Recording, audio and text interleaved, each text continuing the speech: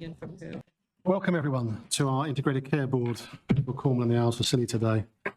Delighted to see so many faces and some new faces, which I'll touch on as we go through it. So welcome. Unusually for me, I'm going to do a little bit of a longer introduction than maybe I do when I'm scene setting normally.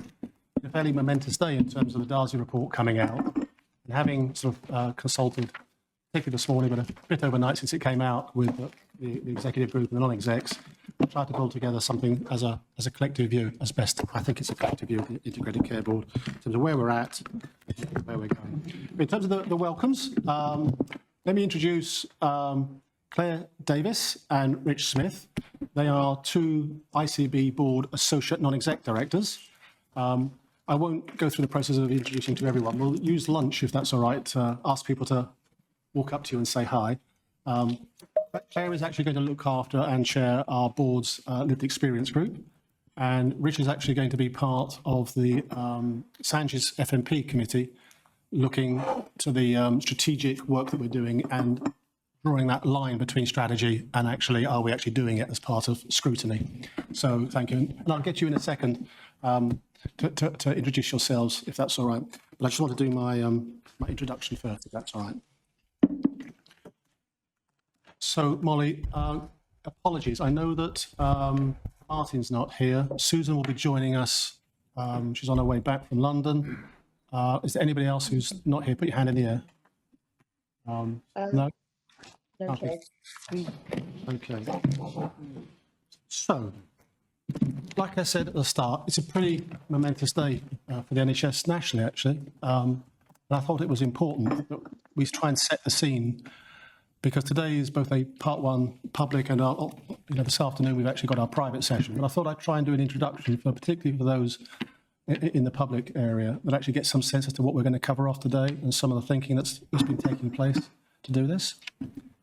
I'm also quite conscious that the Darcy report, if you've read it, I haven't read all 160 plus pages of it quite yet, but I've certainly done as much scanning as I can this morning. And I'm going to frame some of what I'm going to say against the headlines that are in the Darcy report. I'm conscious also that there's a Chancellor on the 30th of October that'll be out with their budget, and that may have another impact. So our timelining for our next board meeting will be before the Chancellor is on their feet, but we'll be looking towards October board and our November board meeting to start to talk about our commissioning intentions. Now, I appreciate with anything that goes out from Lord Darcy, there could be a lot of politicking around it. What I'm going to say has nothing to do with politics, and I'm hoping is going to be representative of our Integrated Care Board's journey, where we're at, and our intentions. However, I am going to steal from Lord Darcy some of his key headings to try and frame it. So the first one is on deterioration. We would agree collectively here, on behalf of Cornwall and our citizens, that actually health and care continues to deteriorate, particularly since pre-COVID. And there's been a substantial increase in the number of people living with multiple long-term conditions. And that actually is a complexity in its own right that we have to deal with. His second heading is spending. The second heading is spending. Both nationally, but also in Cornwall and the Isles facilities, NHS acute budgets, we're spending probably too much in our hospitals, too little in our community, and our productivity is currently still too low. His third heading is cancer care, and we have to spend more time focusing on cancer as we do nationally. His next heading is waiting times. Waiting lists locally are still too high, and waiting times are still too long. Our A&E queues are too often too long, and that's frankly just not acceptable. And our patients are waiting too long to be seen. In terms of productivity, that's his next heading, extensive additional resources have been commissioned both by the previous CCG and ourselves as the ICB over the last couple of years, and have been invested primarily in staffing in our own acute hospitals since March 2020, i.e. pre-COVID. And in fact, since then, the demand has not increased since COVID, and productivity, both nationally and locally, has fallen. And to be frank, we're still spending too little of our resources and our funding in communities and at place level. Now, the stats I'm going to share with you now are a little out of date, and I'll come back to that in a second, but the national numbers for Cornwall and the Isles of Scilly in terms of acute hospital productivity, in month 11, which is the back end of last year, financial year, is 19% less productive than pre-COVID, with 3.5% less activity than pre-COVID. This is not an unusual position, but it's not acceptable for us, our patients, or our staff. Now, there's been a huge amount of work done by colleagues around the table as a system and within our acute and acutes to improve on that, and material movements and improvements have been made, and there are lots of things to celebrate as well that have gone on. But we can't duck from the fact that we are not as productive as we used to be. Therefore, as an ICB unitary board and as a CCG before us, we've invested millions of pounds over recent years and in real terms on staffing. That's led to the point where we are at today, where both across our CHT, acute, and our Cornwall Foundation Trust, between them there are now thousands of extra whole-time equivalent staff compared to March 2020. We're also seeking now to look how we use those resources in skilled staffing across our system to greater effect. That will challenge all of us institutionally to look beyond our institutional silos and to work as one system, and a collective solution to the resources we've got to act in one health and care system. So working towards delivery has to move beyond strategies. Former levels of acute productivity during 24-25 are achievable, but we're not asking for that to go back to March 2020 now. What we're asking for is to make sure the plans that we said we would do, agreed as a system, and all the provider and partner boards back pre-budget time, we actually achieve. And that's going to lead to better outcomes for patients and supporting our staff. And as a side effect, that will help us achieve our financial budgets as well. We also today want to make it clearer, as an ICB unitary board, what our commissioning intentions may look like for 25, 26, and for the joint forward plan, which is over a 5-year period that flows from next year. So although today we'll touch on some of the high-level principles, probably later on in the day, on what our commissioning intentions are, we'll be looking towards bringing back, as we have talked in our forward plan, about having a much more material understanding as to what our commissioning intentions are in October, for 25, 26 in particular. And it'll look also at the medium-term financial plan. So to give you one example, if there's going to be flat cash, which Kate, our Chief Executive, will talk about as the day goes on, if there's going to be flat cash and we want to put more money into primary care, more into community, and more into mental health, it doesn't take a genius to work out. We have to actually draw on our acute services and our clinicians more widely to be able to work out how we can do things in care models that actually allow us to be as productive or increasingly productive compared to where we are today. So as an example, I met with the Chair and Chief Executive of Cornwall Foundation Trust only this week, and later on in the day we're going to have a deep dive into mental health. And I think it's interesting again to point out that DARSI wasn't just about acute trust and productivity, it was as much about community and mental health. And therefore, there's going to need to be a refocus on what we do on mental health as part of our commissioning intentions next year. And that has to start now. Again, I come back to, there's a black cash situation and we want to do all these aspirations. There's no point it being a strategy if we don't have the desire and genuine will to want to make it happen. So we've got to have that out. It's not just about those areas. Let's take dentistry as another example. How are we going to take the lost within experiment and actually see how we're going to grow that more? Because what is it doing? It was an inspiration when that presentation came to our board recently in terms of how dentists themselves felt they had a better way to execute dentistry by working with the Integrated Care Board Commissioner, by actually looking after those in the greatest need and those who are in areas of deprivation, and most specifically looking after our young children and their dental needs. How are we going to build that in to our working practices? And that will all be part of our commissioning intentions. So we've already agreed our systems plans. It's not like we need new ones. Our system plans were agreed between us all months and months ago.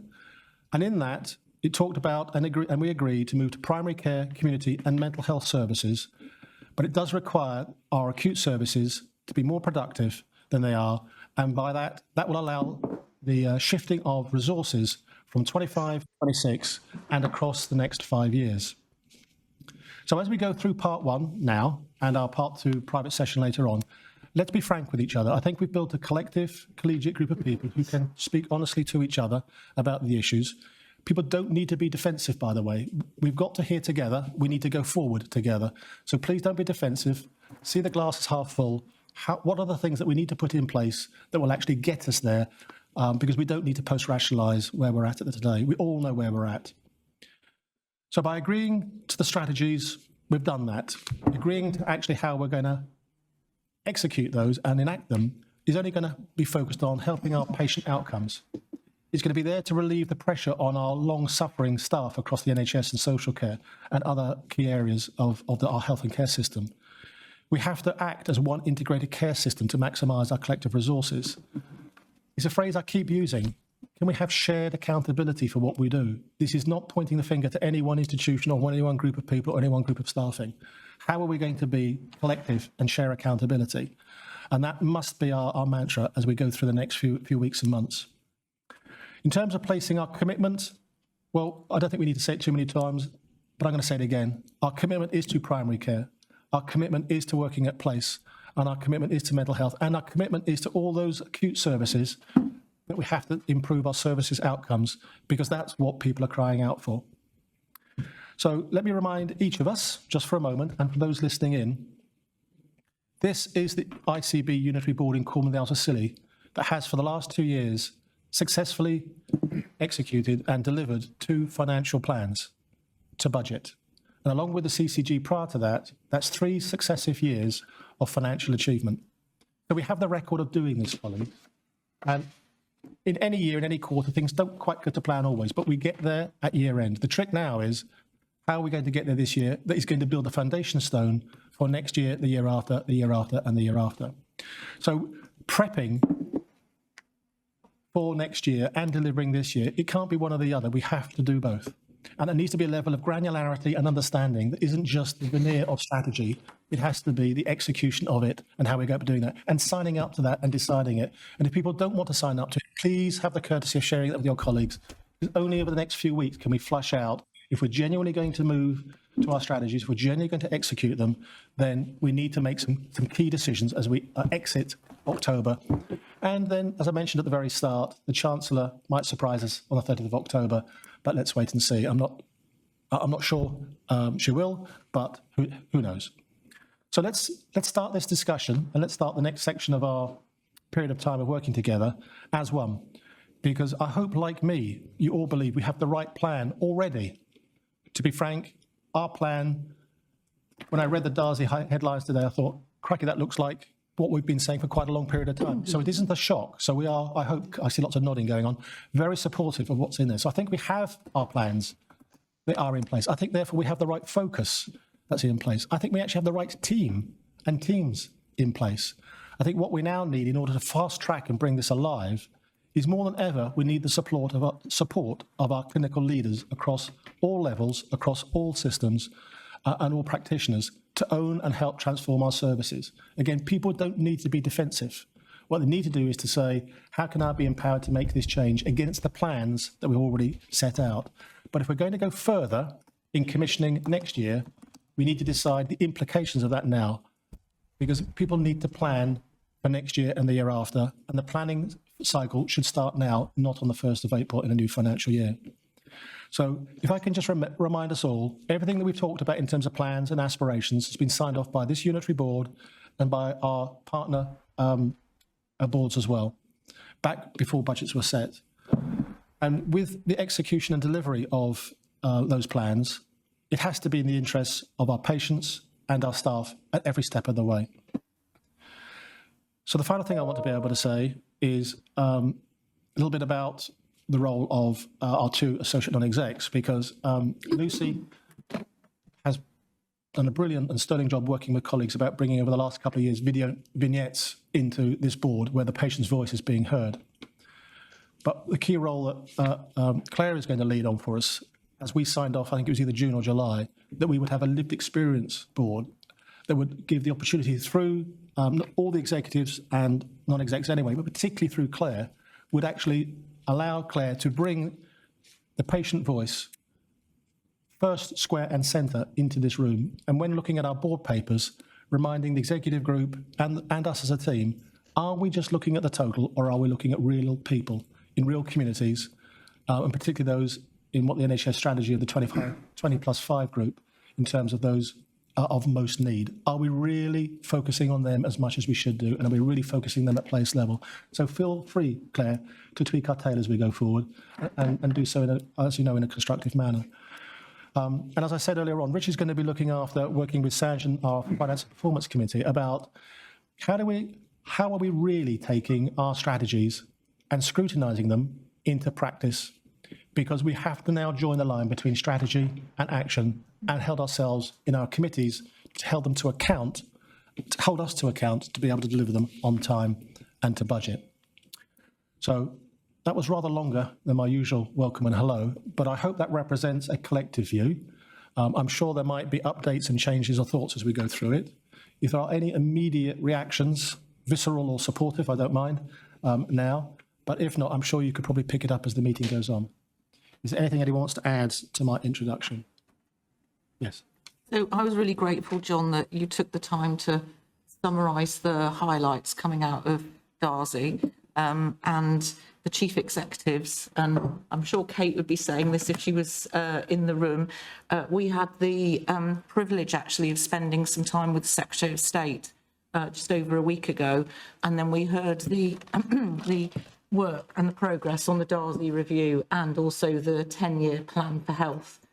And what's really reassuring is that the direction of travel is very much in line with our ICB strategy, and it's very much in line with, and I'll put my CFT CEO hat on for a minute, very much in line with our strategy and our mission. And our mission is to deliver joined up community and mental health and care services across Cornwall and the Isles of Scilly.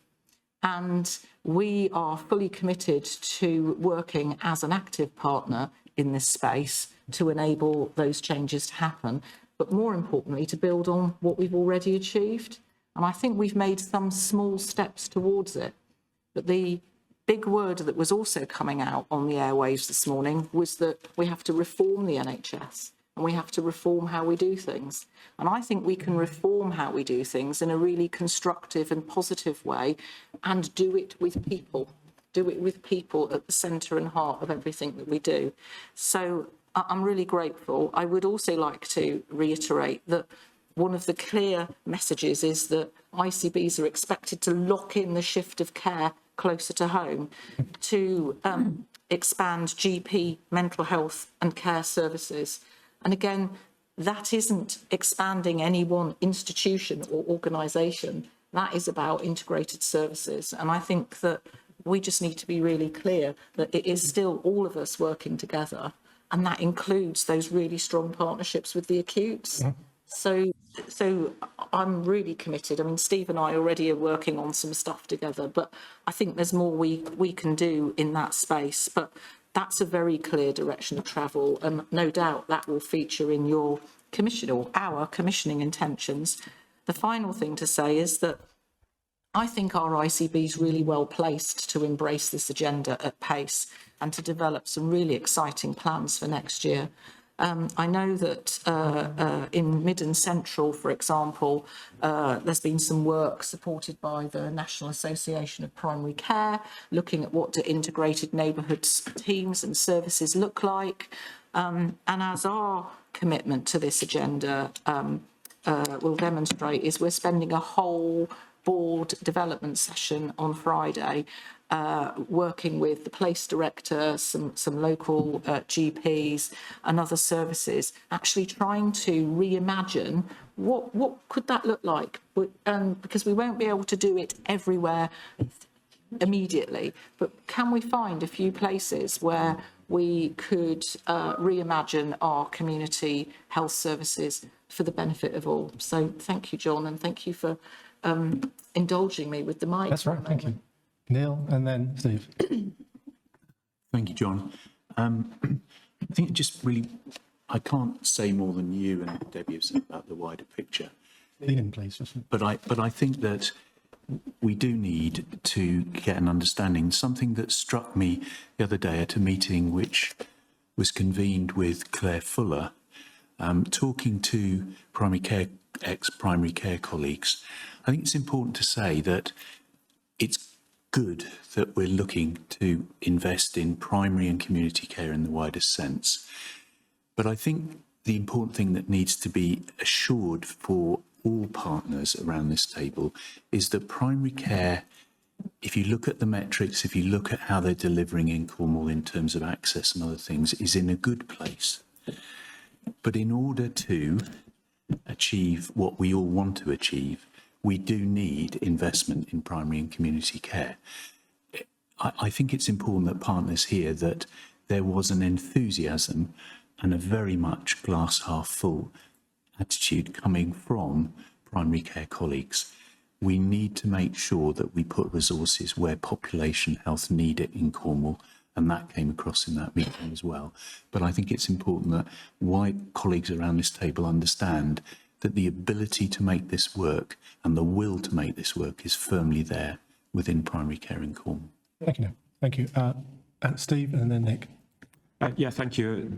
Similar to Debbie, welcome the summary of the Darcy report, and it was a privilege to have the opportunity to hear direct from the Secretary of State just a few days ago, setting out what the government's intentions are.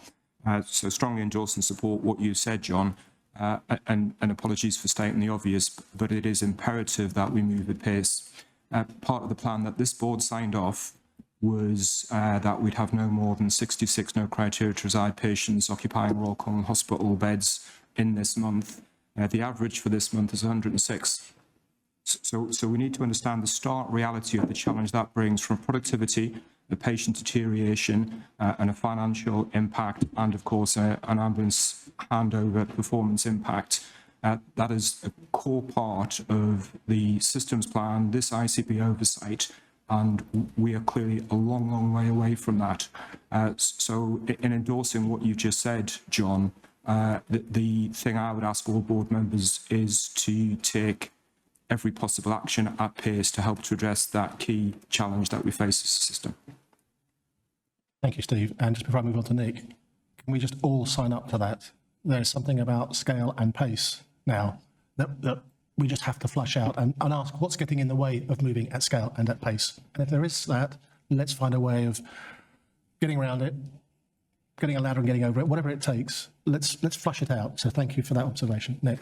So thank you, John. Just to add just three reflections, which I heard, again, chairing Service Quality and Improvement Committee, I think I heard the three missions now, care at home, not at hospital, so care at place, and that's our mission. Digital, not analogue, that's our mission, and prevention, not illness, and that's our mission. And I think everything that everyone's talked about today absolutely fits in with those priorities. It's now about making it happen. Thank you very much. Emma.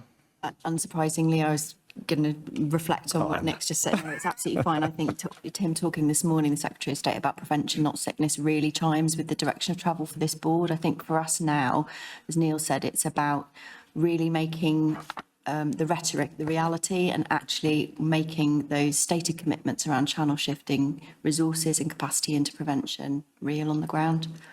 Thank you. Well said. Simon.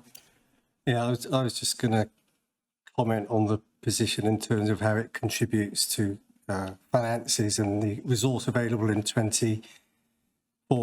I think the big thing for me, which is recognised nationally, is the productivity deterioration that's being looked at across the NHS is seen as the key area that we need to improve to deliver better care, more care in the right place. And so whilst there's a no criteria to reside issue, it clearly does need resolution. What we're looking at is a position of comparing ourselves to 1920 pre-COVID. I'm not sure whether the NCR position was very particularly different in that point in time, but nonetheless, on the basis that it's not significantly different, that it still demonstrates that through the productivity deterioration across the NHS, there's a huge contribution to be made within, in particular in the acute sector, and I know that's where the pressure is being felt, to improve and release resource that can be used across the system. So I think we need to understand that, whilst the NCR position also needs to be managed. Thank you. Okay, colleagues. So let's get back to welcome, agenda item 1. So, if I do move on more seriously now, I'm going to just ask Claire first. Claire, welcome. Tell us a little bit about yourself. So I am the chair of the Board of Trustees for the Women's Centre Cornwall. So my background is predominantly that's a rape and sexual assault centre. So I deal with mental health and all the complexities around that sort of impact on women. I'm also a birth doula, so I support women through pregnancy and birth. And I do that for a agency that provides it free for vulnerable women. So I've had a lot of involvement with minoritised groups and the complexities around their care as well. So that's that. Very much. What we're going to do, just before I move to Rich, is that over lunch, I'm going to ask all the colleagues here to make sure they beat a path to you and say hello to you. But also, what Claire's going to do next is from today is actually going to speak ideally to all of you to work out how you pull together with the support of everyone, but you've got to propose it. What does a new lived experience group look like that's going to be a representative voice that you feel can feed into here directly through you? So please say hello to everyone and meet everyone afterwards. Rich, please say hi. Thanks, John. Hello, everybody. Richard Smith-Salmon, work at University of Exeter. I'm an economist by background, but I've worked in health and healthcare for decades, 30 odd years.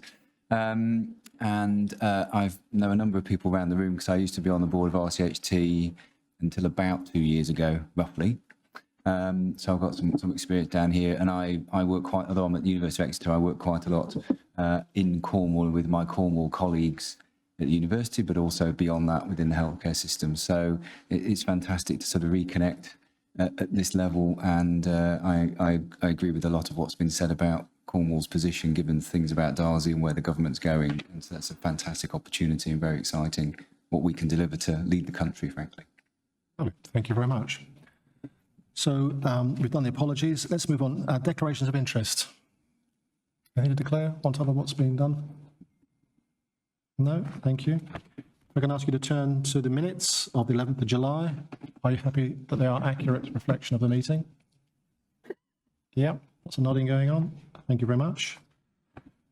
Now, Tracy, I did ask you to speak to Lucy. I don't know whether you were able to catch up on. I did apologise personally to you also, Lucy, given that I hadn't planned when I wrote the agenda for Lord Darcy to actually come out this morning with his paper, which has taken a fair chunk of this morning. So, as you well know, I would normally spend an extensive period of time, proportionally anyway, going through the vignettes.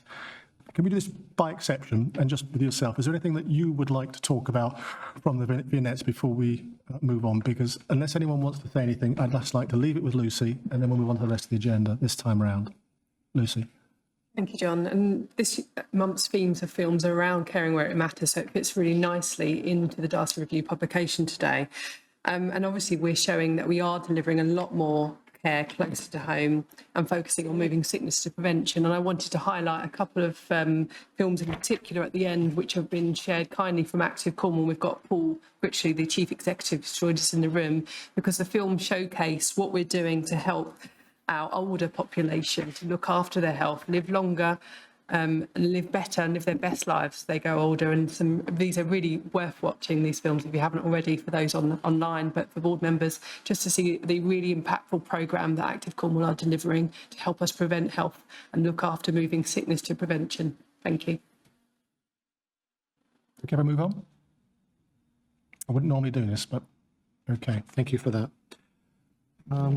So my update, I've said a lot already, so I'm just going to tease out some points here. I forgot to mention, in terms of apologies, Ali Bullman's on holiday as well.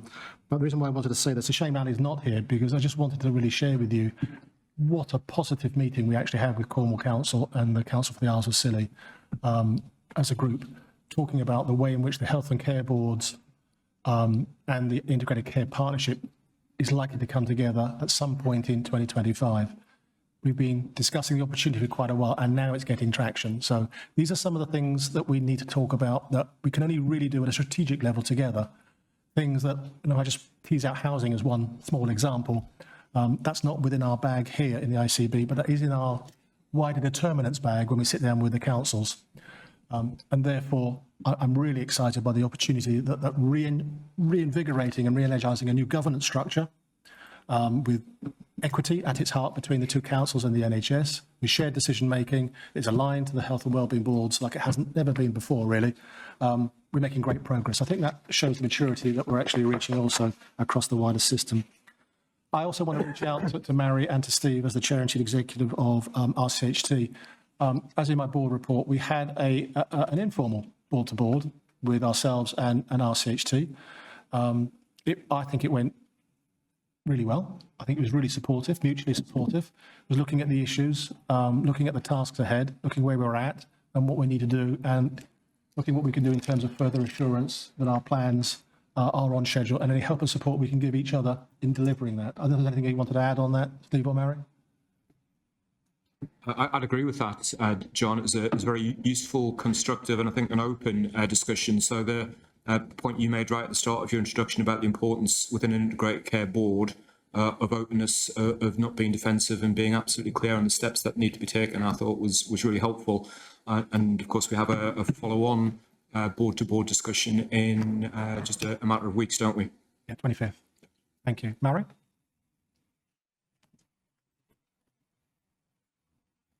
Thank you, John. I echo what Steve is saying.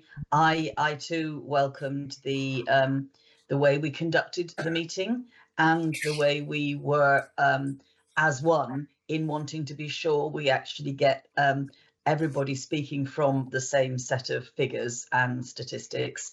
I also appreciated the recognition of the need to get our governance aligned and as good as it can be. So thank you very much for the meeting. The thing I want to say is thank you everyone, and to those who attended our annual general meeting last week. I think it went particularly well.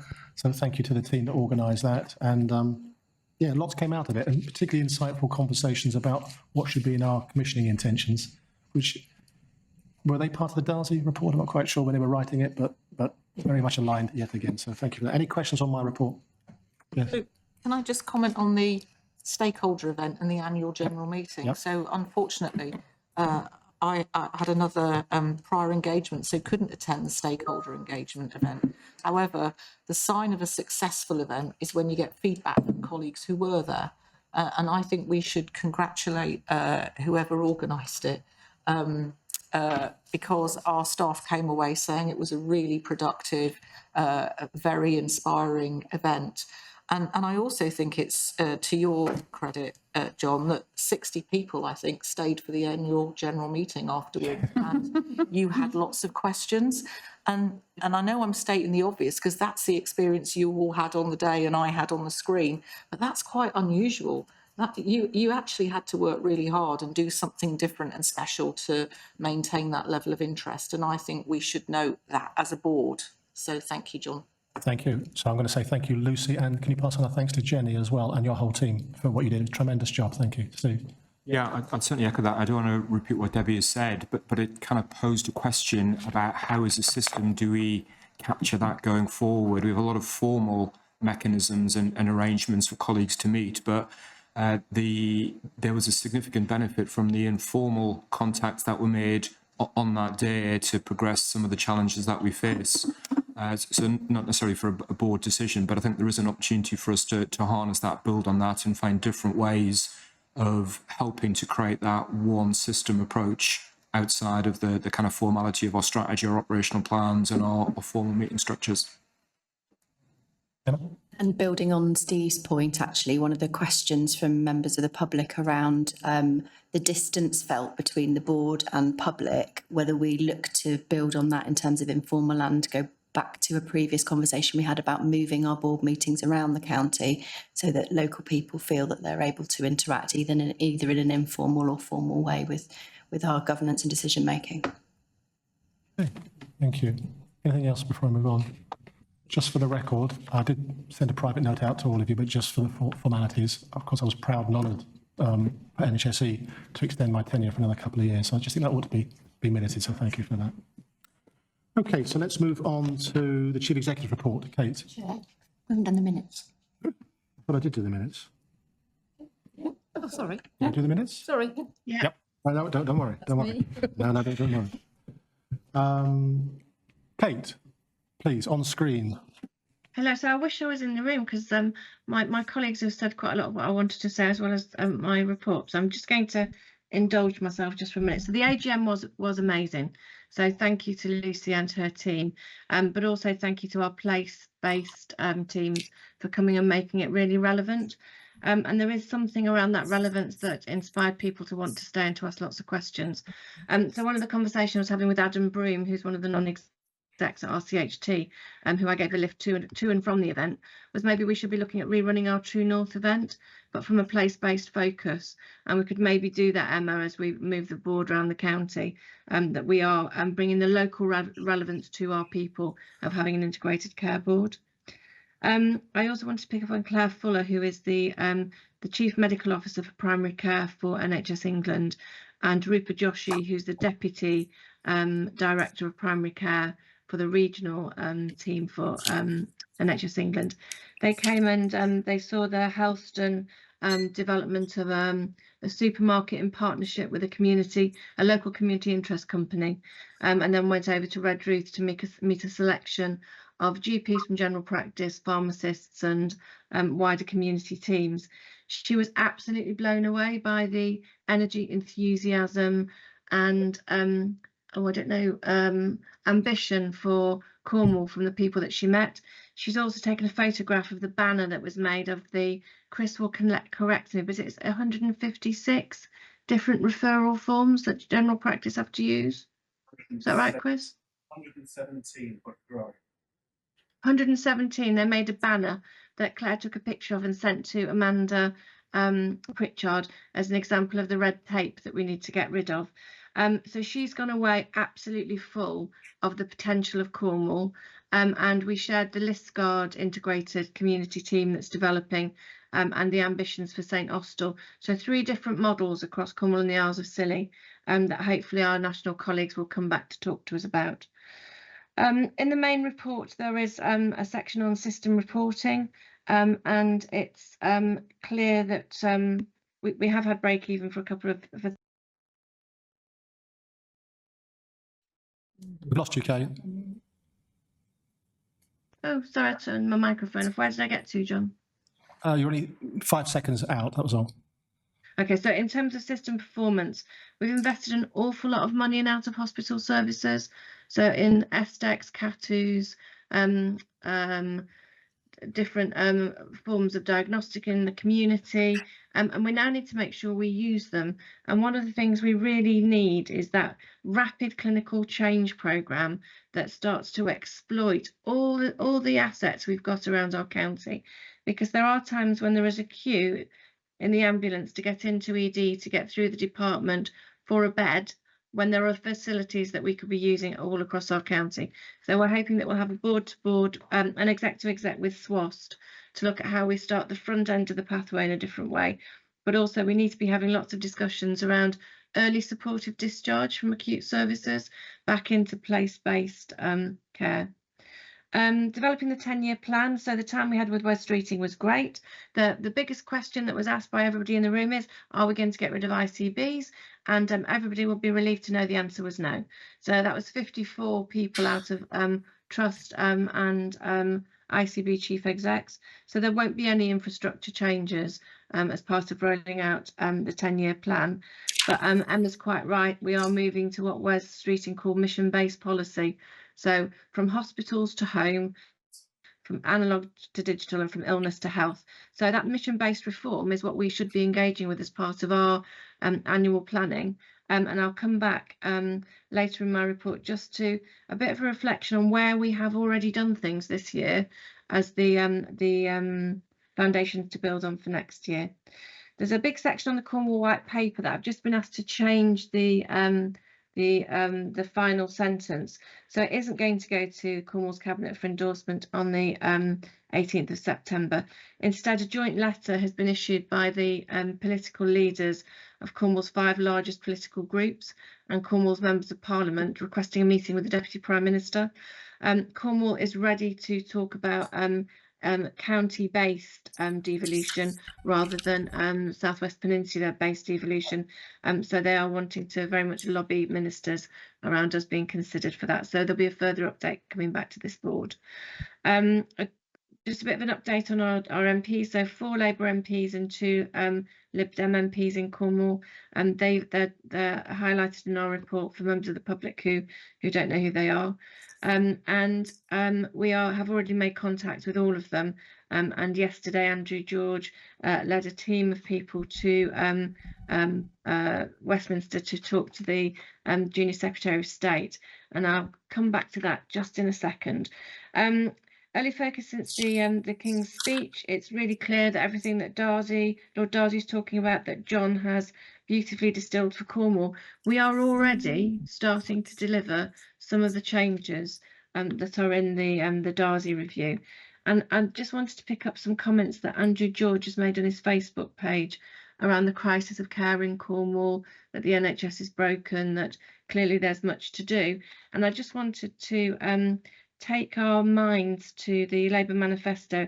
It's in Appendix 2 of our report, but it goes through the commitments that the Labour Party is making to the country.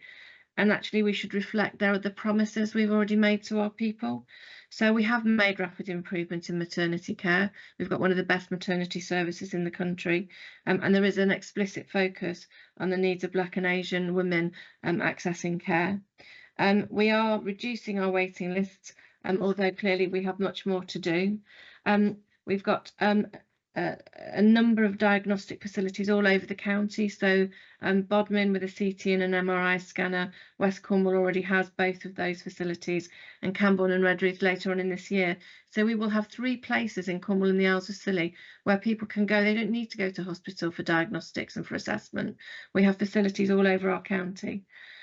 Primary care in Cornwall is still very engaged, as shown by the meeting with Claire Fuller, and our integrated place teams are becoming a reality, not a planning assumption. We are starting to see those teams coming together for the communities that they serve. We've already done some exciting work around dentistry, noticing John's plea in his chair's report about making sure we move faster so that that becomes a reality for more people in Cornwall rather than the pilot that is in Lostwithiel. We've done a lot of work with CFT around mental health, and we've got some exciting developments that have been provoked by a number of increases in out-of-area placements, but it's allowed us to get together with a CFT in a partnership to look at how we could be providing care differently with our council colleagues, particularly focusing on people who've got no fixed abode and maybe complex mental health presentations. So I suppose part of my message back to Andrew George specifically, but to all of our MPs, is that I'd be really happy to give them a brief on where we've got to in our exciting rollout of our 5-year and our 10-year plan. But what we need to see now is much, much more rapid clinical engagement as we start changing those models of care. And that will be difficult because, as we know, change is difficult for everybody, but it is an exciting opportunity for our people. There's a section on GP collective action, which I will move over. It's our GPs are being really thoughtful and considerate around how they are exercising their collective action, and we continue to work really closely with them, particularly around practices who are struggling in year, and we will need to start making some pre-commitments for 25-26 about how we support general practice to be that universal service that all of our people can access. And then the only other 2 things I'd like to bring to the board's attention are that later on in the agenda there is a paper on the a subcommittee formation for specialised commissioning. It's an important issue for us, but specialised services shouldn't be commissioned by organisations as small as us. They must be commissioned for at least a population of 3 to 5 million. So our proposal is that we would do that on a southwest footprint. And then finally, just to finish with some great news, the family summer wellbeing festivals have been a real success. And I had a bit of a debate with a close colleague of mine about whether we could really have personally engaged with 10,000 people over Cornwall and the Isles of Scilly over the last year. And we have. So I think we should really celebrate the work that Lucy and her team have done. They're small, but they are jolly efficient, and they're starting to feed into our mainstream planning the concerns, the successes, and the real live views of people across Cornwall and the Isles of Scilly. So thank you very much. Sorry, I'm not in the room with you today. Any questions? Okay. Well, can I just check that we've received the ICS annual assessment here, because it's a requirement for us to take it to our public board. Thank you, Molly. If you could kindly note that. Well said, Tracy, as always. Okay, thank you, Kate. So let's move on. So, Molly, the committee review for ICB committees, please. Thank you, Chair. So introduction-wise, it's probably worth highlighting that this paper draws on for an update of the review of terms of reference, which we submitted to the board in November last year. And as part of an annual process, we've been reviewing the way in which we've been working at a governance level, as well as how efficient and streamlined the process is. And the sum total of the consultation and the feedback is summarised in section 3 of this report. And Chair, if it's okay with you, I'll just jump through to the proposals, which are summarised in section 3. So we are proposing that we streamline some of our committee structure, and we've actually taken some research and consultation advice from other sectors, other organisations within the country. And the first and most important change is around the fact that we would propose to disband the Person Experience and Equity Prevention Committee. And the main reason for this is that the function will be streamlined within the Quality, Equity and Pathways of Care Committee. So that is not, the role is not lost, it's just streamlined and split between 2 existing committees. And this actually allows both workforce committees and the quality aspect of committees to focus on the patient and the workforce elements in a much more structured manner. So that's the first proposal. And then secondly, based on the research that we undertook, we identified that we are one of a handful of ICBs in the country that still have the Primary Care Commissioning Committee. So when ICBs were introduced and CCGs disbanded, quite a few organisations disbanded their Primary Care Commissioning Committee. So I just wanted to give some assurance and context to that second proposal. And historically as well, our Finance and Performance Commissioning Committee has overseen all the commissioning decisions that need to be made within the organisation around financial delegations. So in effect, we're streamlining the process so that all the financial primary commissioning decisions go to one committee, which is again just to be efficient. And then to add to the context, our chief executive will be chairing a PCCC executive subcommittee, which provides assurance on how we're working in a primary care basis, but also gives her a bit of insight into place and then feeding into our Quality, Equity and Pathways of Care committee. And it is actually really useful in terms of giving her a second layer of assurance and independence in terms of oversight. And it will, the group itself will feed bi-monthly via Chair's report to Quality, Equity and Pathways of Care Committee. And then the Integrated Care Area Committee exists, and we're not proposing to disband it. However, the main change would be that the meetings will take place on a quarterly basis. And the operational management oversight aspects will be absorbed by the Primary Care Commissioning Executive Group. And Workforce Committee remains largely unchanged, apart from the equality aspects I've mentioned earlier. And the meetings are going to change from monthly to bi-monthly. Again, this is taking into account executive time and efforts to work in a streamlined and efficient manner. And for ease of reference, Table 1 summarises everything I've just outlined, Chair. And I was just going to mention in passing that our joint committee within the system, our System Improvement Quality Committee, remains unchanged. Whilst our Quality, Equity and slight oversight there. Our Quality Pathways of Care Committee will meet monthly now because of the additional responsibilities, but there's no overlap with the System Improvement Quality Committee. And then I just wanted to take the board into the recommendations. But before I do, just mention that Section 5, for ease of reference, highlights where the changes have been made. in the terms of reference. So again, the changes reflect the changes and proposals I've outlined in section 3.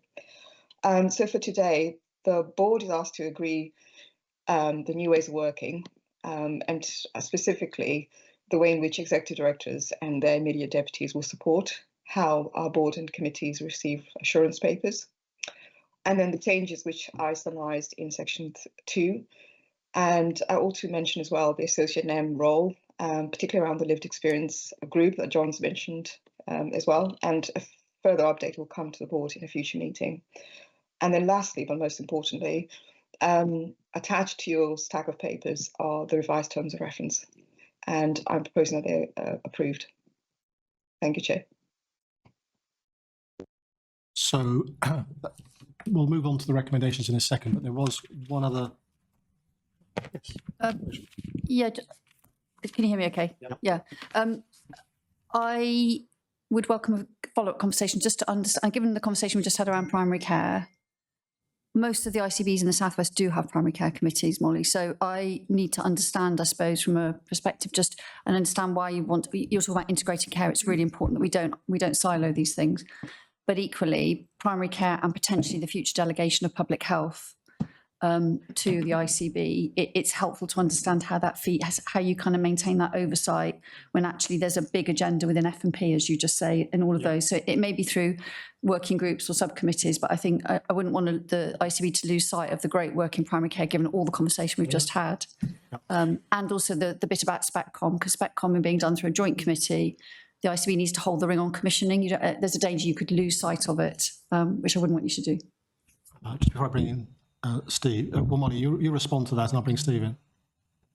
Thank you. And thank you, for Rachel, for the question. I was trying to clarify that we're actually putting in place a management oversight group, which, while it sounds like a sort of downgrade from the committee, it will be actively working on primary care, feeding through jointly to QPOC, as well as the Integrated Care Area Committee, which still exists. So I think in making the streamlined approach, we recognise that there's some areas of duplication, both within the ICA committee and primary care committee. So we have actually divided the work equitably, and within the group that the chief executive will chair, there will be adequate representation and oversight on primary care. But I think it's worth us providing that assurance in a future paper and demonstrating how those elements are met. So I'll just pick up as an action that will bring an update to the board that demonstrates how that group will discharge those functions.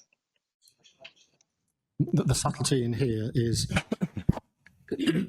having the effective scrutiny of things is one thing. Maximising executive time is tough too. And recognising that our chief executive can't be in every single committee all the time. I should never be doing anything else. So her actually now chairing a executive group underneath that will bring our accountable officer right into the executive debate. And then actually having Kate then, who always attends now our FNP committee. Yes. The FNP committee will be focused on the elements that go into the commissioning element into FNP and the quality elements, because Kate also attends our quality committee that we now be moving back to monthly as a result of this, because it's moved to bi-monthly, it'll be moved to monthly. So ironically, we're more likely to get higher, better scrutiny as a result of this than probably we did before, if I'm honest with you. So we're going to go Steve, Tan and Chris. Yeah, thank you. I welcome the committee terms of reference. As a unitary board member, I'd find it helpful, John, to have access to all of the committee papers just to assist in my role, except for REMCON. Clearly, that has a specific nature. So my ask would be, board gives consideration to all ICB board members having access to all committee papers, and if we supported that, for that to be reflected in the terms of reference. As you well know, because we've had this conversation, there'll be elements where people can be invited in to the committees where relevant, and then where we feel they're appropriate, the committee chairs will actually reach out and involve other people in that process. There are times when there are things that are relating to the ICB that need to be related to the ICB. There are times when others need to be brought into it. So what I would welcome is you sitting down with each of the committee chairs and working out how it works for each of the committees and what with the company secretary is appropriate given conflicts of interest, but also stand, because it's times when somebody happens to be a statutory director in this board, they happen to actually be conflicted, and therefore we need to work out, given one of the reasons why, if you recall, we were not allowed to do a finance equivalent of our system quality committee was because of the national legislation that actually meant the conflict of interest was getting in the way. So we have to tread very carefully here. Aspiration, yes. The ability to do it, sometimes other elements around us get in the way. So if any of you want to speak to each of the committee chairs and work it through with them and with Molly, I think that's probably as far as we can probably go today on that. Tan next. John, apologies. Yeah. Nevertheless, it's still a request. I can see that if there is something which has a clear conflict of interest to some board members, that particular item could be dealt with on an exception basis. And I do appreciate I've asked this a number of times before and we haven't been able to progress it. But I do think it to an extent undermines the operation of a unitary board if not all board members have access to the committees that report to this board. So what I'll do is, Molly, you and I and the Chief Executive will take this away and I'll write to all the statutory members around the table following consultation with you and the Chief Executive. Okay? So just in relation to the PCCC issue, we had a PCCC meeting yesterday and agreed with the members that what we would do is at our development session that we had planned for October, we would just meet with the members and make sure that we map through all the activity that's taking place there and identify in terms of assurance and scrutiny where it will go in the future. Thank you, Chris. And just linked to that and your point, Rachel, Kirsty Lewis, the relationship manager for primary care, is fully supportive of this new strange of structure and she's discussed it with the primary care team. She feels it will help. Great, thank you. So actually we're going to go Sanj next, Emma and Tracy. Yeah, just a couple of points. I mean, firstly, I'm also supportive in terms of ensuring we get the broadest possible participation in the Finance Performance Commissioning Committee, notwithstanding any advice from the Company Secretary on commissioning decisions or things that there are conflicts of interest on. So I think it is by exception that we want to create broad understanding of the other 2 points, finance and performance on the commissioning, on the committee. The second point, which is to Rachel's question, I think the change with the responsibilities for FPCC, I think, does warrant having a standing agenda item on channel shift and primary care at every committee so that Kate has a structured way then to report to that committee, because it is a main and major focus for the 25-26 plan that we do this, and the FPCC provides assurance that's happening to the ICB. So really happy to do that as well. Thanks. Emma. It was in relation to the changes around the person experience and equity and the move of the core equity assurance function into the new QPOC, and I'm just seeking assurance around the role of lived experience in the new committee structure, and particularly how it links to the work that Claire's going to be doing with the lived experience panel, and maybe we need to see a clearer line of sight between that panel and the committee structure. Yep. Okay, happy to pick that up. Neil, if you could pick that up. One of the things that's going to happen there is, bearing in mind Tan, as one of our key non-execs, is our lead non-execs on equity and personal experience. You will be buddying up and sharing with Claire, particularly in the early days on that. But this is all about doing something differently and new, and making sure that it's part of the reason why the Quality Committee has got a broadened spectrum. Now is going to go not every second month, but go back to monthly to have enough space to do what that used to do without getting crowded out by all the issues that quality has to deal with. Hence why the chair, Neil, needs to think that through. So thank you for raising that. Tracy. Yeah, similar point, I think, to Emma, in that the other elements of the person experience equity and prevention committee have been picked up in other committees, other than that point around patient experience public feedback, which we had been taking there. So my question was, will that be picked up by the lived experience committee? In which case, I think that covers it off. But also the recommendation for the abolition of that committee is not in the recommendations. We might just want to add that for clarity. Okay. I thought it was covered up under item 2, which says as shown in table 1. It's not in table 1 though. Oh. Table 1's, it's the table above, I think it says. It's table 1. That's fine if it is. Yes, it's shown under table 1 on page 4. Yep. Okay. Mary? Yeah, thanks very much, John, and thank you for the work on this. I just wanted to check about the System Quality Committee. that Molly, you said is continuing. I thought we were going to review that after 3 meetings. I may have missed that, but did that review include that, Molly? And how were the members involved? Thank you.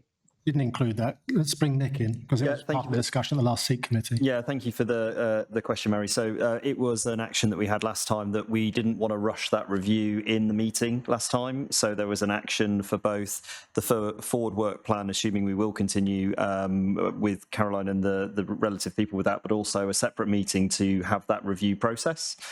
So we noticed some different people weren't at the seat committee, but rather than rush it at that time, it was a separate action to set up a review meeting, for want of a better description, Mary. So Mary, great question. That's great. We've kept everybody out of this because it involves more than just the ICB, and Nick's chairing that. So, Molly? Thank you. I just wanted to add the context to the comment, Mari, was that when we first reviewed the need for a joint committee, we identified that probably the quality committee ought to meet bi-monthly. But now that we're moving back to monthly meetings to take on the additional capacity of the equity element, I just wanted to give assurance that we're not duplicating the work of the joint committee, but the review has not been undertaken at all as yet. Was me thinking this was going to be a quick item. So one other observation to make on this, and this is with Kate as our chief executive's endorsement, and Tan, if you recall, as the workforce chair back on the 31st of August last year, the restructuring of the ICB and the investment in deputies and that kind of thing was structured with one of the key reasons to actually make sure that I'll call it the machine that actually thinks about board agendas, board papers, committee papers, etc., that our senior directors around this table have enough helicopter time and airtime to actually write papers that are forward-thinking, that are including plans that link strategy down into action plans. And what we have to do as part of this is gravitate with respect. We're actually having, it's not being disrespectful of other colleagues, but we need to make sure these papers are owned and written by directors or the deputy directors that are forward-looking and have been in this room, because people who are not in this room writing board papers are not part of privy to the subtleties of discussions in this room. And I know it says written by and accountable. What we need is now ownership, all right? So that's a key thread, hence why the first recommendation is actually about who's the author and how's it working, and it's got to be forward-thinking. So please don't underestimate the implications of this. But one of the quid pro quos for it was we've got less committee time, which means less executive time being swallowed up by too many committees. So this is trying to be that multi-spinning of plates solution while getting better scrutiny, actually, Rachel, from, I think, the accountable officer can be in more key meetings on key commissioning areas than we've allowed her time before to do. So with your support, I'd like to move, I'm not going to read them all out, but the 4 recommendations that are on page 6, I'd like us to support that and effectively empower in the minutes, Molly, if that's all right, for the committee chairs to start from tomorrow with the diaries changing this. But any structural, any non-significant changes that you want to make in terms of the subtleties of interdependencies of moving things around that weren't covered off, that we're picking up now through this debate, we can empower the chief executive with you as committee chairs to make those subtle movements signed off by the company secretary. I'd like to minute that and say we start this from tomorrow with your support. So if that's okay, can I just check you're comfortable with the 4 recommendations? Yes? Yeah. Lovely. Thank you very much, everyone. Okay. So updates from the committee chairs. Let's go to Sandra. Could you be kind enough to kick us off on anything from your seat? I'm also just covering audit because Martin's not here at Molly's request. The only thing on audit to say is that we're looking at where the ICB can simplify its role around commissioning to be more of a strategic commissioner. And at the moment, there's a lot we've inherited that is on the books, and we're looking to streamline that process, but nothing of concern at this stage. And no firm recommendations were asked to the committee at this to the board at this point.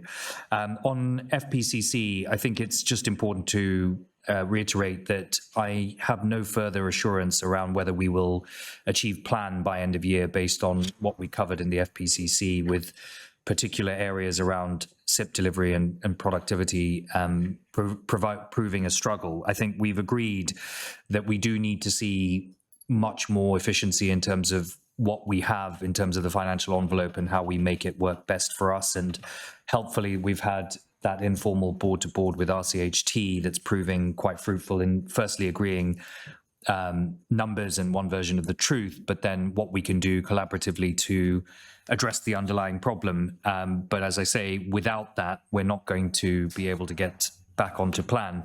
I think lastly, we're overlaying all of that with already thinking about the 25 to 26 channel shift plans that Tracy has been leading on. So in order to do one, we have to do the other. And so if we don't achieve plan this year, it makes it much more difficult to embrace and fund the channel shift. So they're multi-year problems tied together. And that's almost the defining core focus of FPCC as it was last month and likely to be in the months ahead. Thank you. Saj, I'm not sure I quite covered off your question under the last item in terms of FPCC and channel shift, including primary care, and what's going in terms of standing agenda items. Is there anything you want to share there on top of your request earlier on? Did I cover that off to your satisfaction? Yeah, but I think based on this meeting, we will also be adding as a standing agenda item, channel shift and primary care, as well as the voluntary sector as part of that. Yeah. In our updates from Kate, and therefore our reporting back to the board on what is happening and are we on track with our 25-26 plan. And Steve, just to pick up your question, I said I'd write to you and colleagues more structurally, but what I was trying to get at is there's something that's difference between the commissioning bit of F&P, the performance bit, and if we can structure inclusivity, that's got to be the bit. We just can't cross the line of the commissioning bit. That's what I'm very sensitive to having. Saj, if you could particularly pick up how your committee, because this is one of the key leading committees about how we work together, particularly in the NHS bit of it. I think that'd be really helpful for you to lay that out and work with you on that. But I will write to you again. So, Margaret. Could we agree a definition of channel shift so that everybody is sort of working to the same metric, whatever it is? Because I think we probably would have a different view.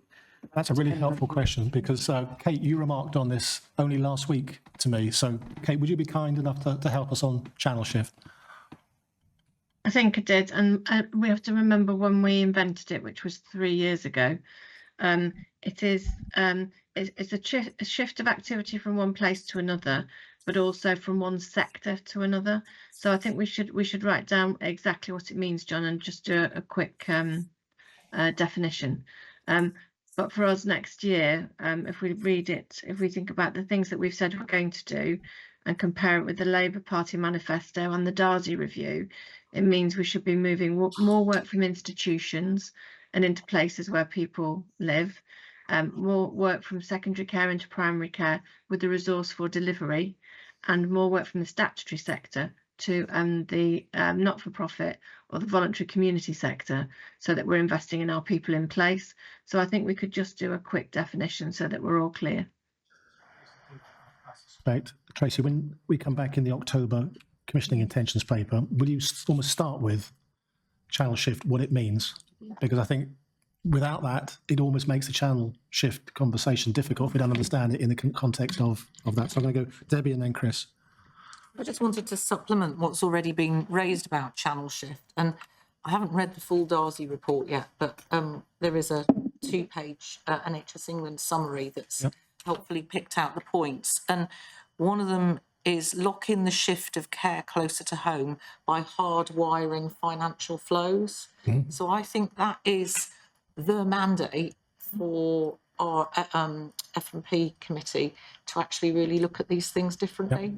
And Debbie, thank you for raising it, because the hard truth that we need to unpack is, as I said earlier on, with a flat cash scenario, if we're going to move and channel shift from one organisation to the next, or one place or one sector to the next, in a scale where the total bubble doesn't get any bigger, it means another part actually has to change and shift to facilitate that. And that's why we need to use September and into October to be honest with each other about the implications and scale and pace of that change. Chris, you wanted to add? It was just to add to Kate's point, because I know our public health colleagues often talk about channel shift and the prevention capacity. So that's the other strand, but they go hand in hand. So it's prevention as opposed to treating the illness, and it's the channel shift of the physically looking after people closer to home. That's why I think we need to agree a definition, because it's multifaceted, isn't it? We can just have a grid. It certainly is. Tom? I think this really is the tipping point, isn't it, of where we actually move from actually talking about wanting to do something to how we actually get there, and how we are actually going to measure our success. So I take that October might be a bit early for some metrics, but we will have to have those metrics in place in the future to be able to just see that this is not just warm words and aspiration, that there is a genuine movement in this place. Real opportunity then. Reflecting what Sanj was saying about the role of the Finance Performance and Commissioning Committee, the opportunity to have that clear definition of channel shift, and the opportunity to set out clearly year by year what that looks like as part of our medium-term financial plan, and to understand explicitly what that means this year and next year in terms of the transfer of resources, the shift of patient flows. I think that would be a really powerful mechanism that we could then hold each other to account on what steps are necessary to achieve that. Back to that, Emma, you first, please. And I think that means we can't divorce the impact and measurement from the stated intention, because we do need to be able to give assurance to colleagues and sectors where we're expecting resources to come from, that there will be a measurable impact on flow and demand. It was at the risk of extending the conversation around the definition of channel shift. I would also suggest that we might want to give some consideration to our definitions of prevention, because I think we all have very, very different definitions of that. And it might be that we actually need a number of different definitions that apply in different circumstances, because prevention can be applied all the way along a person's journey. But we are talking, I think, in very different terms. So choosing the right definition for the right scenario, I think, is really important. Yep, and that's the same debate we have in the Health and Wellbeing Board, or ICP, actually. Have I missed anybody? No excitement to move on. Kate, sorry, yes, sorry. Just 2 points. So West Streeting was really clear. Primary prevention isn't an NHS responsibility. So when we go back to our ICP discussions around the social determinants of health and where primary prevention sits in terms of good environment for raising a child, good early years, great support through life for people who've got vulnerabilities, and then through to how we look after the elders in our society through their ageing journey. All of that primary prevention isn't us. Secondary prevention is. So where we know people are at risk of disease manifestation, that's where we should be in, making sure that we're working with our vulnerable communities or vulnerable people to make sure they get as great a life as possible. So I think that distinction is really important. The other bit that I did just want to raise again was around, it's great to write stuff down, isn't it? So channel shift, prevention, it's all intention. In order to make that happen, our clinical leaders have to make different decisions, because it's our clinical leaders that spend the money by the decisions they make around an individual's journey or a group of people's journey. So as part of FPC's engagement in our intentions around different points of care being delivered, we need to have real clarity around which clinical teams are going to drive that change, because managers cannot. This has to be owned and driven by clinicians. So just to finish off this item, I think it's important that we think about new models of care. We want to avoid all cost cutting when we do this kind of thing. The choices aren't cut. The choices are we need to do the same thing, but with different models of care potentially.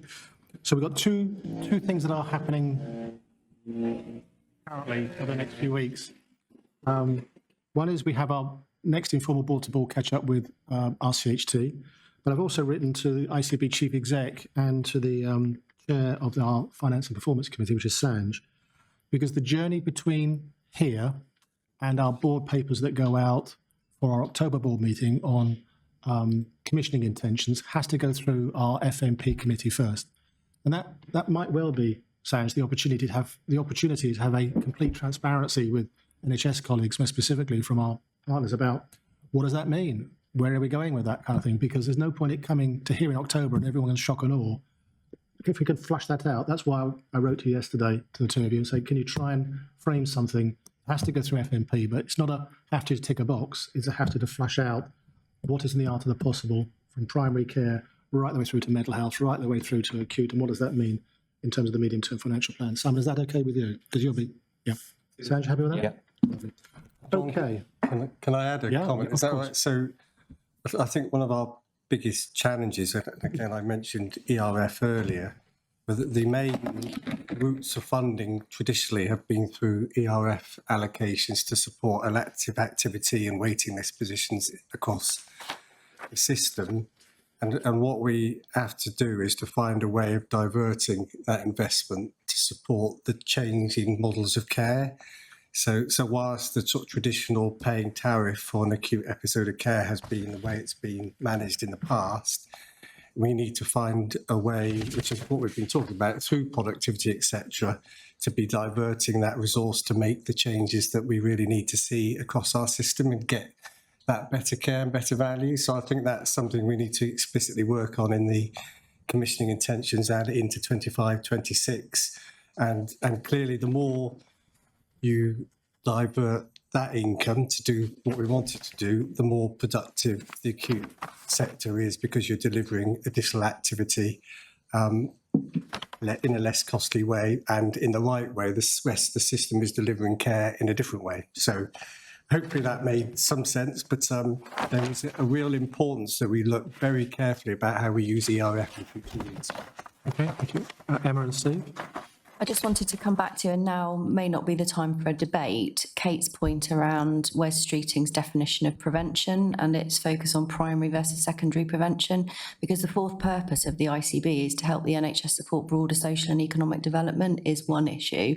But I think we do need to unpack that as a board, and not now necessarily, maybe under that definition, because if we're not going to target our investment and resources in some of those wider determinants of health and investing in local place and prevention of disease and making it easier for people to be ill than well, then we are not going to be able to really tackle the tidal wave of demand that we're going to see if we're only focused on secondary prevention. Yep. Yeah. Thank you. Steve? I just asked that ERF discussion is given some time for that discussion. It's my understanding of the Elective Recovery Fund that government's intent is that's targeted to enable a reduction in waiting times in elective care. If that resource is used in a different way, that potentially has significant impacts on UHP and RCHT's ability to deliver elective recovery. So I don't disagree with Simon's challenge and observation about using our funding sources as creatively as possible. However, the intent of the Elective Recovery Fund is for elective recovery. I just mindful of the comments that Simon had made. I just ask that there is a discussion to understand what that proposed approach is, rather than agree that principle in an ICB board meeting. Thank you. I would like to, only to try and be helpful with it. I think it's we've got two things sitting alongside each other, and that's additional income coming in through ERF and the absolute requirement nationally and locally to be a lot more productive. So what we're saying is there are sources of income coming into the system which can be used in different ways, and it's very clear from all the indicators we've got that organisations become a lot more productive and deliver more activity within their existing resource base. The more we do that, the more, wherever the income comes from, we can divert resource to support that wider agenda in terms of channel shift. So that's what I'm describing. They conflate a bit, but that is a clear option that we need to consider. I guess this is perhaps a detailed discussion, but that principle could be applied to mental health investment funding, to maternity investment funding. So I just would want us to understand that the Department of Health and Social Care and NHS England currently allocate funds in some areas for specific services. If we as an ICB board are suggesting we depart from that, we'd have to give that serious consideration. Yes, so to be helpful, let's bring in Rachel and then we'll go to Kate. Rachel? I suppose the first thing is we don't know whether ERF is going to continue or not, so let's not put all our eggs in that basket because potentially it's quite risky. But I suppose I was just reminded that there was a conversation about an elective strategy coming to the board, which built on the learning that we did through the TIF process and would answer these questions about how do we sustainably deliver elective work to meet the constitutional standards going forward, and how's the system going to do that? Would that be part of your commissioning intentions paper for October? I think Susan. I'd like to see it as a specific strategy. Yeah. Separate item. Yes. Molly, could you make a note, separate item in the forward plan, please? Kate? So one of the things I'm just thinking of as we're talking about ERF, so in 1819, 242 52-week waiters were reduced in 1 year in one specialty in Cornwall down to 4. So there is something that we did without ERF that I think we need to reflect on as a system, that if we've got ERF, that's great, but what greater contribution could that ERF make to our system? My greater point that I was going to make is, while we are in a position of deficit, there will not be ring fence funds, and that's just really clear. We will be asked what we're doing with our complete quantum, and this year the Service Development Fund, that is ring fence for a whole variety of different reasons, has gone to the bottom line to pay for organisational deficits. So we just need to be clear. We can't protect one part of our system and then not another. So as we go through our prioritisation for next year, John, I think we need to be very clear. So again, one of the things that the Darcy report has shone a light on are waiting lists that are in community services and in mental health services, and they haven't to date attracted any form of ERF. And I know Rachel's very supportive of, as is Kate, us actually bringing much greater detail about what the quantum of those weights are. So not wishing to detract from the points that Steve has made, but if there is a continuation of a form of ERF in line with Darcy and bringing up parity, I think it would be really helpful to see that targeted to specialties that currently aren't monitored on that 18-week weight RTT, but are really impacting on people's lives, including children. Which would include autism and ADHD assessment, Debbie. Yeah, speech and language therapy. Absolutely. Let's pick that up, and I'm sure as the day goes on, we'll be able to deep dive into that as well. Okay. So, colleagues, I'm just conscious of my timing today, but let's go through it. So, Tom, next. Yeah, thank you. So firstly, in terms of workforce, I'm going to take most of the report as read, but there's just one thing that I do want to pull out, and that's the part about assurance. And the level of assurance for delivery against plan at the moment is partial. Noting the improved position in month 4, workforce whole-time equivalents are broadly in line with the plan, but the acceptable levels of assurance could only be given when workforce spend is recovered in line with plan commitments. We are working through committee on this, and we're working through the board to board to gain assurance that there is this channel shift, subject to pure definition, and working on new models of care, and we'll report back. And Patrick, I wondered if there was something else that you wanted to add in that space. And John, can I then come back to PCC? Just for board's awareness, so the Workforce Committee at its August meeting looked at the month, this is month 4 data, and the assurance position was as Tana's described. What we heard at that committee, there are a number of actions that have broader impact than just workforce, but that's a big part of in-year challenge on spend. So actions like the System Recovery Director and Interim Director of Financial Transformation that are in place are working on the revisions to our in-year plans, the review of the SIP programme, the board-to-board action that has been described already today, and the Trust's dual Chief People Officer also advised the committee that further actions were being taken to address the spend element, and that we would see progress on those in month 5. Those include recruitment pause to ensure that we're doing everything possible to recover the in-year position. Purpose of this update is to show the board that that's the level of information that the Workforce Committee are getting into to tackle the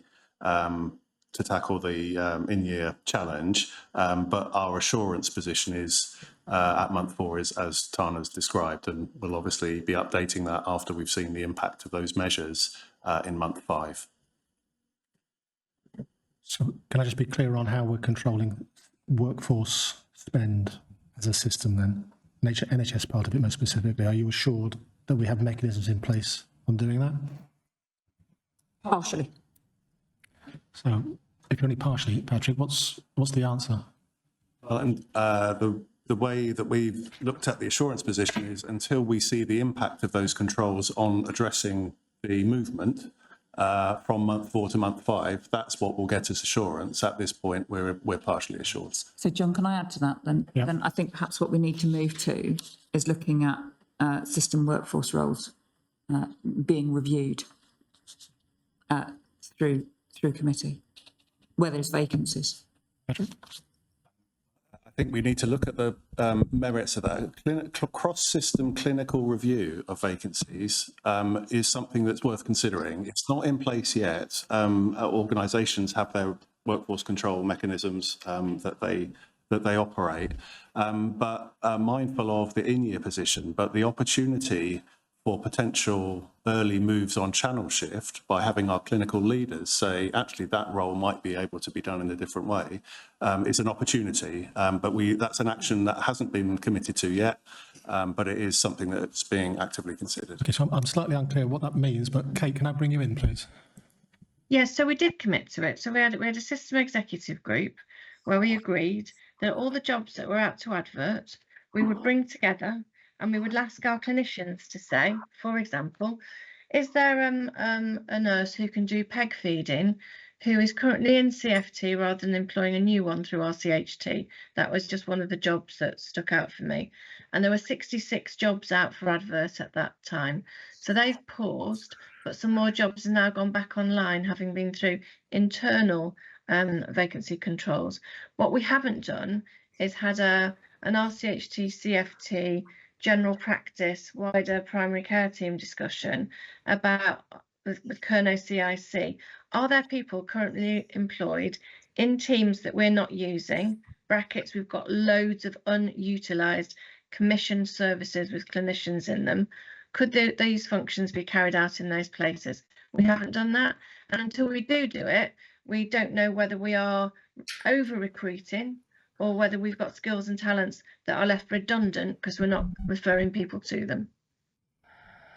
Neil, as a non-exec first and then Debbie.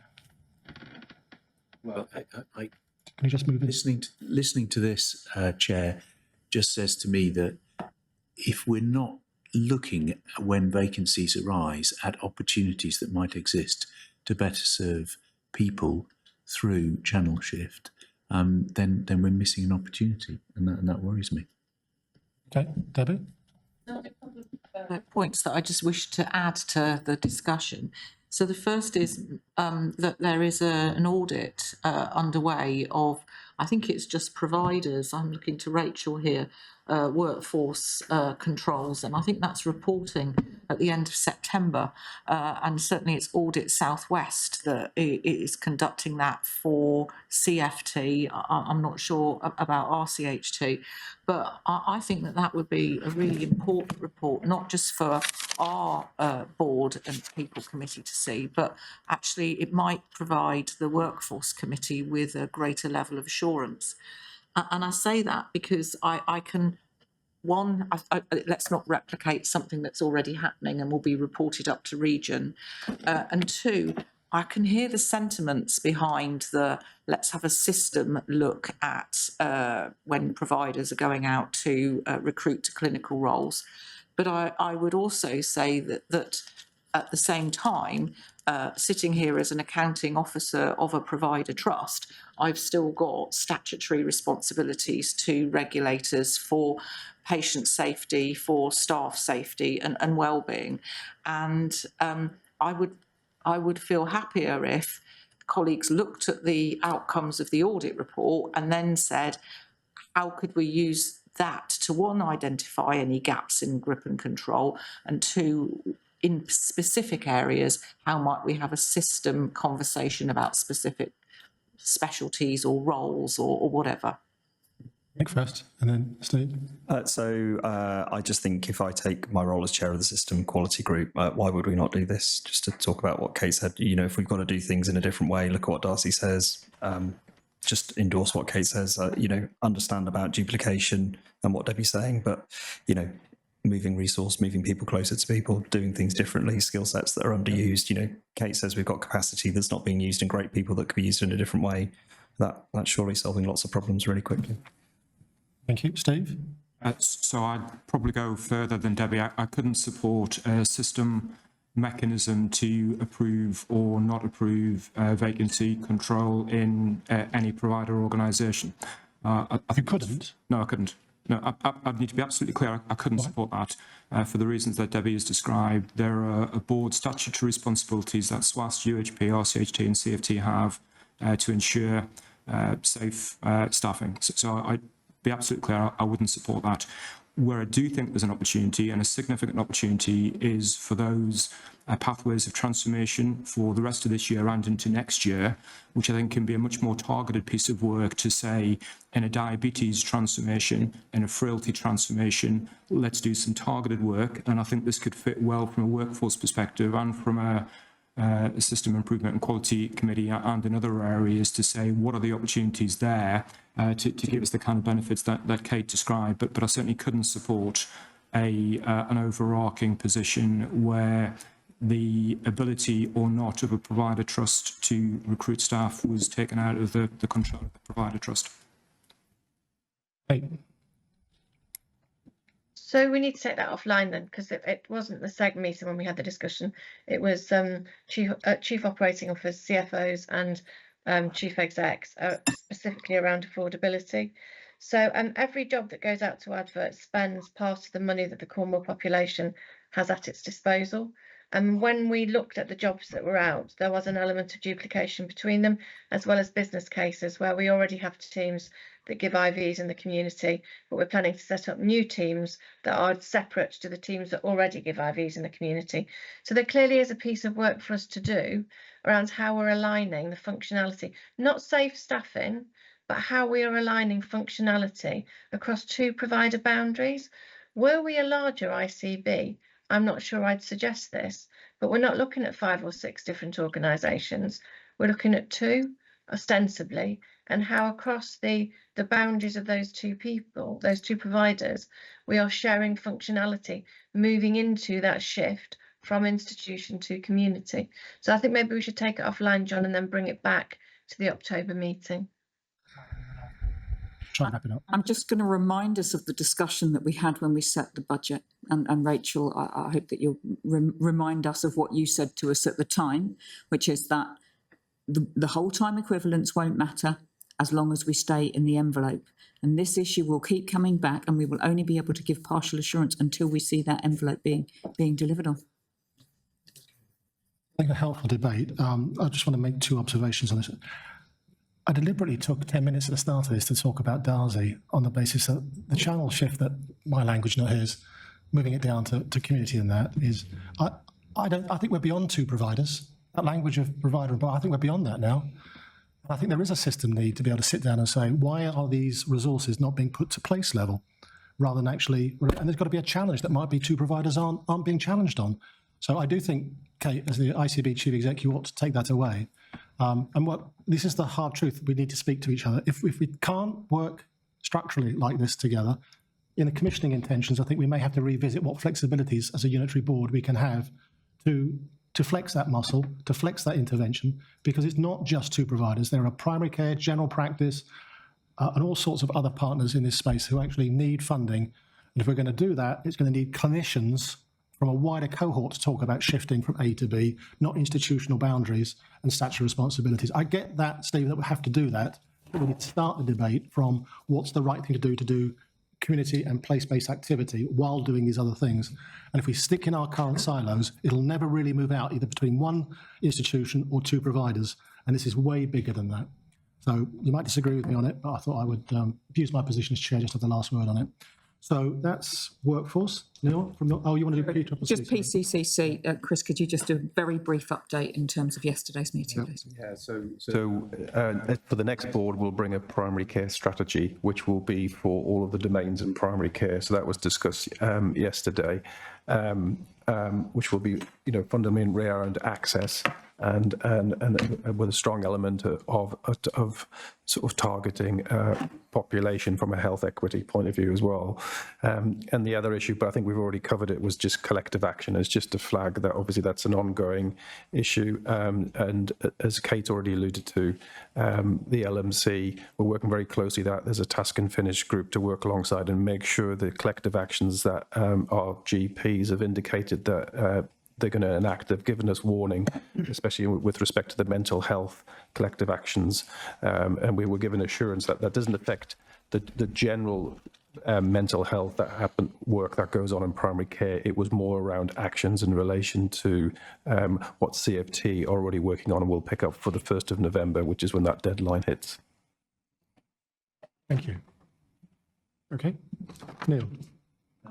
From the Quality Committee, page 2, action 4, actions from the stroke board. I just wanted to make an observation, which the committee is that the committee were unable to be assured as to the progress needed in this area of concern, and an amendment. I stated that a full update will be provided to the September QBlock. You may correct me, but I believe that's now going to be November. This is the stroke board update. Yeah. Okay. Thank you. I just wanted to make that amendment. Debbie?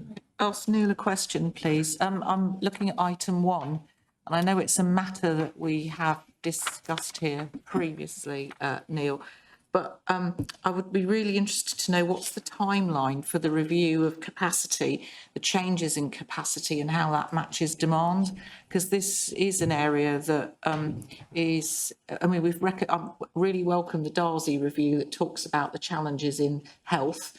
We know there are challenges in social care and beyond, but at the present moment, I certainly don't have visibility of what is the current market capacity out there. What have we got line of sight to in terms of planning for winter?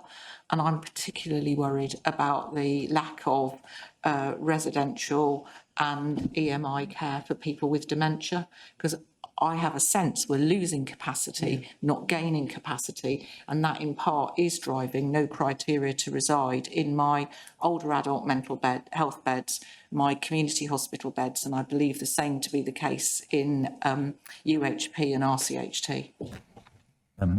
Chair, if I can just say that it could be that the wording I used, a need for some transformation work, is a little bit understated. There was great concern at that committee on that particular subject. And it's my recollection that this was a piece of work that Aisling was going to take forward. Susan's not here to confirm that, but I think this was some work that was definitely identified as needed and should be ongoing. But I'll make sure that your comments are taken back to the next meeting, which is shortly. Thank you. A timeline, Chair, would be really helpful. It would really inform winter planning. Yeah. Do you want that timeline now, or do you want that to come out of? I'm happy for Neil to take that away with colleagues. If you could commit to doing that, that'd be very great. Next meeting. Okay, colleagues, we're really great discussions this morning, but I'm just looking at the clock, so brevity now, please, Nick. Yeah, so thank you, Chair. Brief updates from system quality improvement. What were those 3 missions again? Care at home, not in a hospital, digital, not analogue, and prevention, not illness. And look what you've got here. You've got a system-wide committee that is agreeing to do just all of those things, which is fantastic. The papers there for Red, we talked about a different way of delivering care, which everybody signed up to. SEEK is going to have, there was some references and noted to different KPIs and things that were required that would come back to.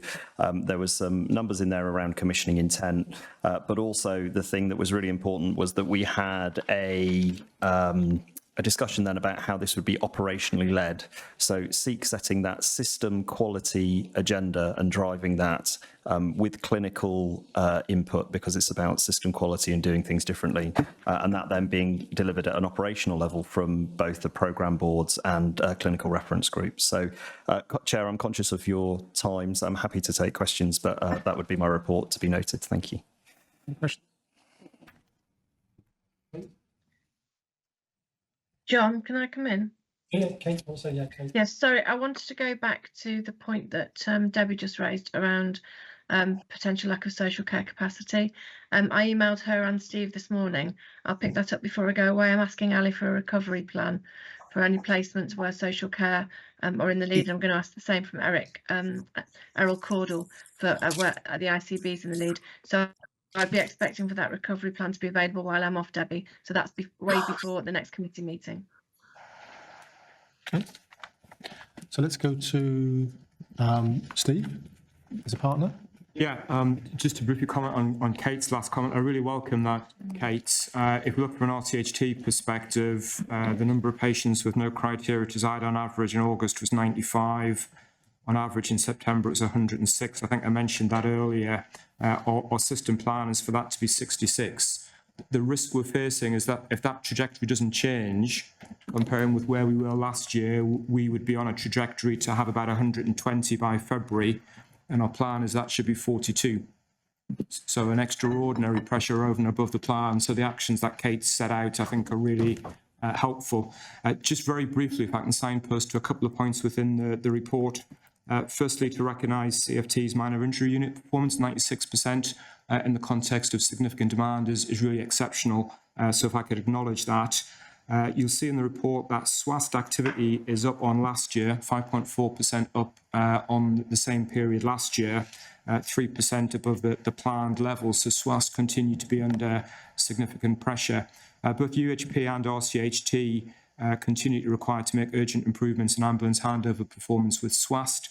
But I would recognise the improvements that have been seen in UHP recently, to an extent enabled by a significant increase in AMU expansion. So welcome to see those improvements, but further work to be done there, and certainly from an RCHT handover perspective as well. St Austell Elective Surgical Hub is a fantastic facility. A number of us have had the chance to go and see that in person, and that continues to be on plan to open in the second week in October, and we've now had national approval back through approving the change that we submitted based on the ICB agreements. From a planned care perspective, you'll see there's a set of information in the report which includes recognising the theatre utilisation performance, the capped touch time theatre utilisation for us as a system. Last month, that was actually the best in the country, so very welcome to see that.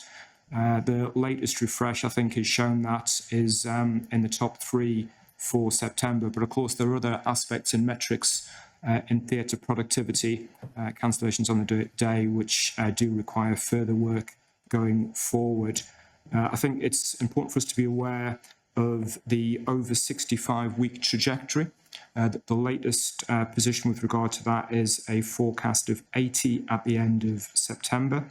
And as we're all aware as a board, the national requirement is for that to be 0. At a summary level, we've seen an overperformance within RCHT, but we haven't been able to achieve the use of the independent sector that we'd anticipated. So that is below our expectations, and teams continue to do everything they possibly can to bring that into a lower position. And then finally, just to note that Mark Hackett, who was appointed as interim chief executive at UHP, has been extended for the 12-month period. And that's welcome continuity in terms of some of the transformations underway within UHP and across the broader Devon and Cornwall Peninsula. Happy to take any questions.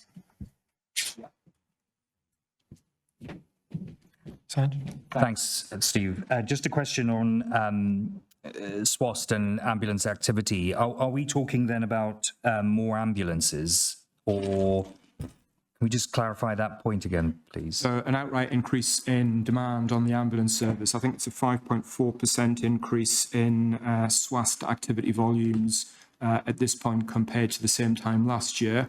The planning assumptions built in an expected level of increase, but that level of activity is about 3% higher than the plan that we had. So it's activity. There is a separate set of investment to support SWAST, but the report refers to SWAST activity, calls, conveyances, demand. Right. Okay. So it's activity rather than number of ambulance increases. Yes. Yeah. Yes. Okay. Debbie. Yeah, so it would be really helpful to get under the skin of this, wouldn't it? Because we've seen MIU activity increase up, and I'm grateful for Steve pointing out how our MIUs have achieved 96% against the 4-hour target. What's also become clear over the course of the summer is that if you look at all 10 units across the county, it's not all 10 units that are coming under significant pressure. And so I do think as part of our refresh and reform of community services, we probably will need to start looking at ensuring that we staff where the demand is the greatest and that we move more to a resilience model. So that's just an aside. But also, if we've seen an increase in activity, we've also seen an increase, and this is one of the challenges between, we see these reports reported back and then we see the daily reports. So, but what we've continued to see is admissions over predictor in RCHT in the acute, and a reduction in pathway zeros. So when we're talking about no criteria to reside, I wonder whether we've become more mature now and we need to look more in the round of it. And when you come back to the ambulance activity, if more people are ringing 999, does that translate into the right outcome for them, given that we've now got the Care Coordination Hub, we've got Kernow Health CIC really helping there, and we've also got the community SDECs. But we've also got SWAST linked in with our virtual wards. And what we need to see is consistent usage. So we will see demand going up. I think that's inevitable, but are we getting the right dispositions for our people when they need our help? How do we get to that, in your view? What's not happening today that you need to put in place? I know you directed that question to Debbie, and apologies if I could just kind of partly answer that there's a really important piece of work underway across the Southwest region, which is drawing acute providers, community organisations, ambulance service and other colleagues together to test where is the best practice across the region, where is the best practice nationally on conveyance assessment, flow and processes associated with ambulance handover, a task and finish piece of work which is due to reach a key milestone over the next couple of weeks. I think it'd be really helpful for us to see that back at the ICB board. A number of providers, SWAST, RCHT, UHP, CFT are already involved in that work and are actively engaging in that, but that might be helpful to have that overview back here as well. So I've got 3 people who want to speak. So before I bring in Kate and Rachel, can I bring in the Chief Executive of the ICB in Devon, Steve? Thank you, John. I just wanted to pick up the point about UHP. I mean, it is good to see the significant improvement that's happened there. I think they are one of the most improved in the country now, albeit from a low base. So there's still a long way to go, and they're not quite at their trajectory yet. The point I wanted to make, John, we've now embedded our new performance oversight system in Devon, which is much more place-based and is trying to look at issues around the catchments of each of our acute areas in particular, and to bring together all the story around UEC, planned care and money. There's an open invitation to your relevant place-based locality lead to be a part of that. So I think that would be really helpful in driving further change. Thank you so much. That's really, really helpful. So we're going to go Kate, Rachel and Nick. Kate? Sorry, I was taking my microphone up. So Steve, Trafina Doyle already is involved with the work in the north, and great feedback from Launceston and Liskeard around the outreach from secondary care into place that's happening from UHP with different models of care emerging. So they're using our frailty services, but linking in with UHP. That's very exciting. The point I wanted to make was about the ambulance numbers being up. So we are looking to have an exec to exec with SWAST, so the ICB executive with the SWAST executive. So overall numbers of ambulances are up. Conveyances into RCHT are reduced from when they were in previous years, and overall emergency contacts are down. UHP, I'm not so clear on the UHP position, which of course will be not confused, but obscured by the fact they're a tertiary centre. So for major trauma, that is where all of the ambulances will go. But one of the discussions we'd like to have with SWAST is around 95% of the ambulances that are taken into RCHT are not blue light. So the blue lights aren't on as people come onto the site. So we have facilities for non-blue light ambulances, and it's how we remove them from the front door of the hospital into the front door of Bodmin, West Cornwall, Camborne and Redreath, which is a place where we've got the multiple diagnostics. So that is the conversation that we would be wanting to have with Neil and his colleagues.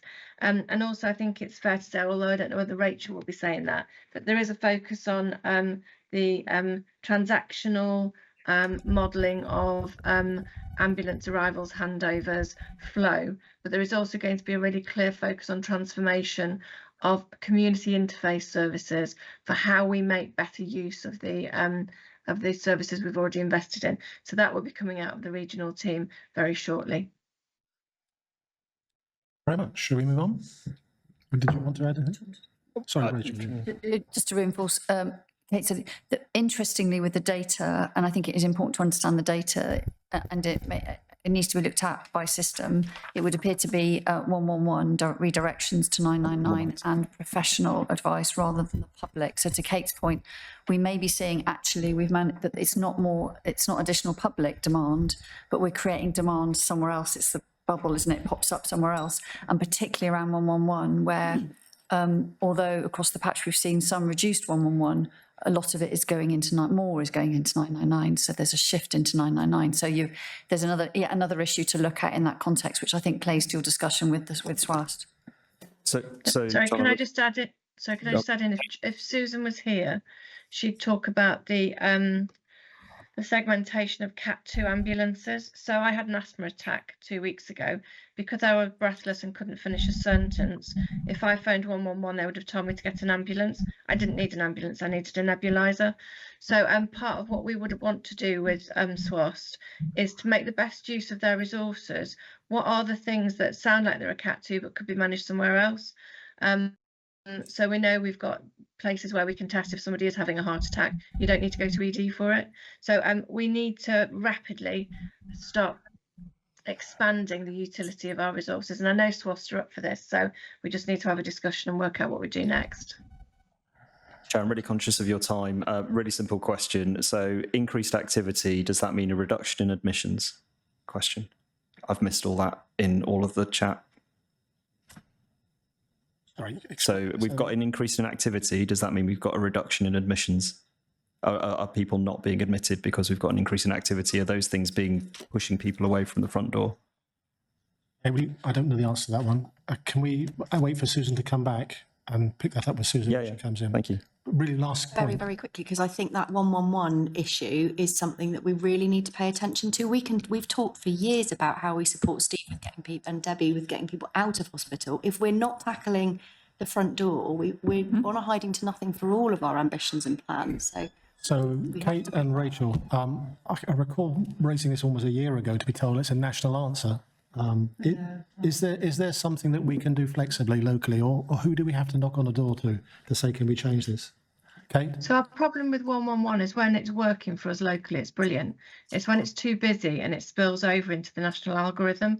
And that's when, living in Lostwithiel, they might tell you St Ives is the nearest place to go. So it is a national issue.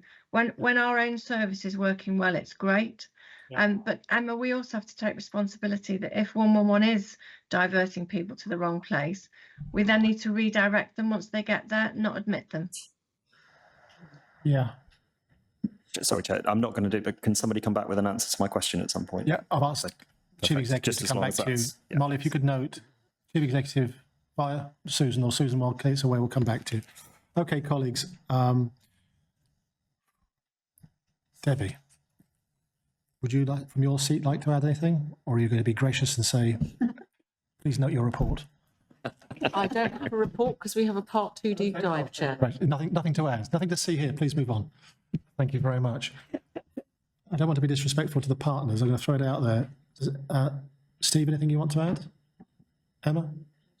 Yeah. A couple of things. I just want to say thank you to Rachel, who joined us for a whole day last month to come and visit VCSE Community Hubs, which was brilliant. So thank you for your time. Just to update on two successes in the research and innovation space. We've been successful in the NHS Volunteering for Health programme. So that will be led by Volunteer Cornwall, very firmly embedded with ICB and our CFT colleagues who've been supporting around that, looking at the importance of whole system volunteering strategy, thinking about practical tools around volunteer passports, and having looked at the vignette, Steve, and the focus on the RCHT volunteering, it would be brilliant if you felt able to join that partnership, because I think there's some great opportunities there to really make much better use of our volunteering capacity across the system. And secondly, we've also joined the Help Force Back to Health Evaluation Programme, which is a 3-year programme focused on longer term evaluation of the community hubs at Gateway, and particularly the impact on service utilisation across the system, and supporting Steve and Debbie in terms of their hospital discharge and mission. So it's great news for Cornwall. Thank you. Mary? I'll be very quick. I wanted to give a quick update from Cornwall Partners in Care. We had a very successful annual conference yesterday, which included our AGM. 100 people were registered for it. They obviously didn't all turn up, but we probably haven't got the numbers. I think it was probably about 70. I've had an email this morning to say thank you to Lucy, who stepped in for Kate, saying how useful it was to hear what the spend for how the budget is spent to proportions. One of the most useful presentations we had was from the fire service. I'd heard the adults board. There's a lot of boom coming in the background. And so they came to talk to this group with a particular emphasis on asking domiciliary care providers to take on some of the safety audits and have somewhere to escalate concerns about hoarders, emollients, paraffin-based things, which will escalate the risk of fires, which hopefully would then minimise, and they will then come out at our request, the domiciliary care services, to try and prevent some of those other traumatic, either fire deaths or fire escalations of people through ED or elsewhere. Apparently there are still 2 people in Bristol Burns unit who were badly burned, and I just thought you'd like to know that our dom care teams across the country are now going to start understanding about how the fire audits will go, because we're into people's homes every day. Thank you very much. Okay. So I think that's unless there's anything else, that's the updates from all the committee chairs, partner members and participants. No? I'll just make one brief observation. Coming back to Steve's report, very much welcoming in terms of the shift of care close to home, the work of RCHT with the West Cornwall Development Group, particularly the key change that West Cornwall Hospital Leadership Team now have ownership of the West Cornwall Hospital bed base. That's a really important development, and it allows for local involvement of teams who know people well. All I will say is that that's been done before, but it did rapidly turn back to generic bed use under crisis. And I hope through the winter that we'll receive a further report on the work of RCHT at West Cornwall Hospital and the development group to know that this is working well, and the evidence that this is doing what we are hoping for.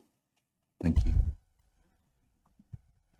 So I'm sensitive Susan hasn't arrived yet. She's been delayed. So I'm going to try and move us on. Kate, before I move on, do you want to add something? Yeah, I'm sorry. It was just about West Cornwall Hospital, John. I just wanted to take this opportunity, as it's a public board meeting. I think it's been said in a number of places that there's concern that the running of West Cornwall Hospital will hand over to another provider and it will downgrade the facility. So I just want to be really clear that all of the developments that we're putting in place at West Cornwall Hospital are around increasing access for local people to local services, and that the involvement of CFT as our community provider can only be a good thing, because they are the experts in how community interface services can really meet the needs of our population. I just wanted the board to endorse that view so that we are very clearly saying how important West Cornwall Hospital is. Yeah, what's nodding? Yes, 1 minute that, please, Molly. Thank you. Okay, so moving on. Now, Kate, your advice is that in Susan's absence, given the fact that I know the item 10, the ambulance partnership board terms of reference and delegation agreement, has been heavily trailed, the paper is in front of you. Unless anyone wants to spend 20 minutes chatting it through, I think, having read it, I don't think anyone's going to potentially disagree with the recommendations. Would you be happy for me to take this paper and go to the recommendations now, Kate, or do you want to explore it? If I can just say two things, because I know this really well. So specialised services should never be commissioned by a commissioning unit, even of our size. It needs to have a much bigger footprint. So we as a South West leadership community are all recommending to our boards that we form a binding subcommittee that is delivered through the hub in Somerset. So that is the recommendation, John. Yeah, just for clarity for the board's sake, just to note that the ambulance recovery group doesn't exist anymore, and I think the things are moving on and it's evolving. But importantly, the quality group has been reinstated following discussion. I think that was important. Does that materially change any of this? Not in terms of the governance, it's just important to note where, particularly with quality, that there is a focus around quality given the discussions we just had. Okay, so I'm going to move straight to the recommendations, if that's all right.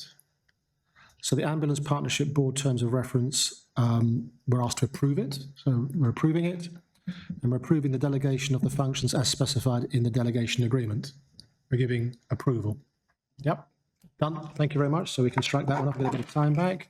Debbie, would you be kind enough to help us? We've got a 10-minute slot on. You're representing here, as we agreed at the start of the ICB, by the way, both Cornwall and the Isles of Scilly. So please, over to you. Yeah. I'm very conscious of time, so I'm going to stick to my notes. Just to give a background, I'm Debbie Gilbert, Chief Executive of the Cornwall Health Watch.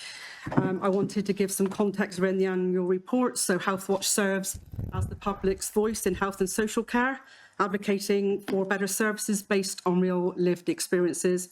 And we have statutory functions as set out by law, one of which is the reporting and submitting of the annual reports to the Health Watch England and contributing to national insights on health and care services in Cornwall.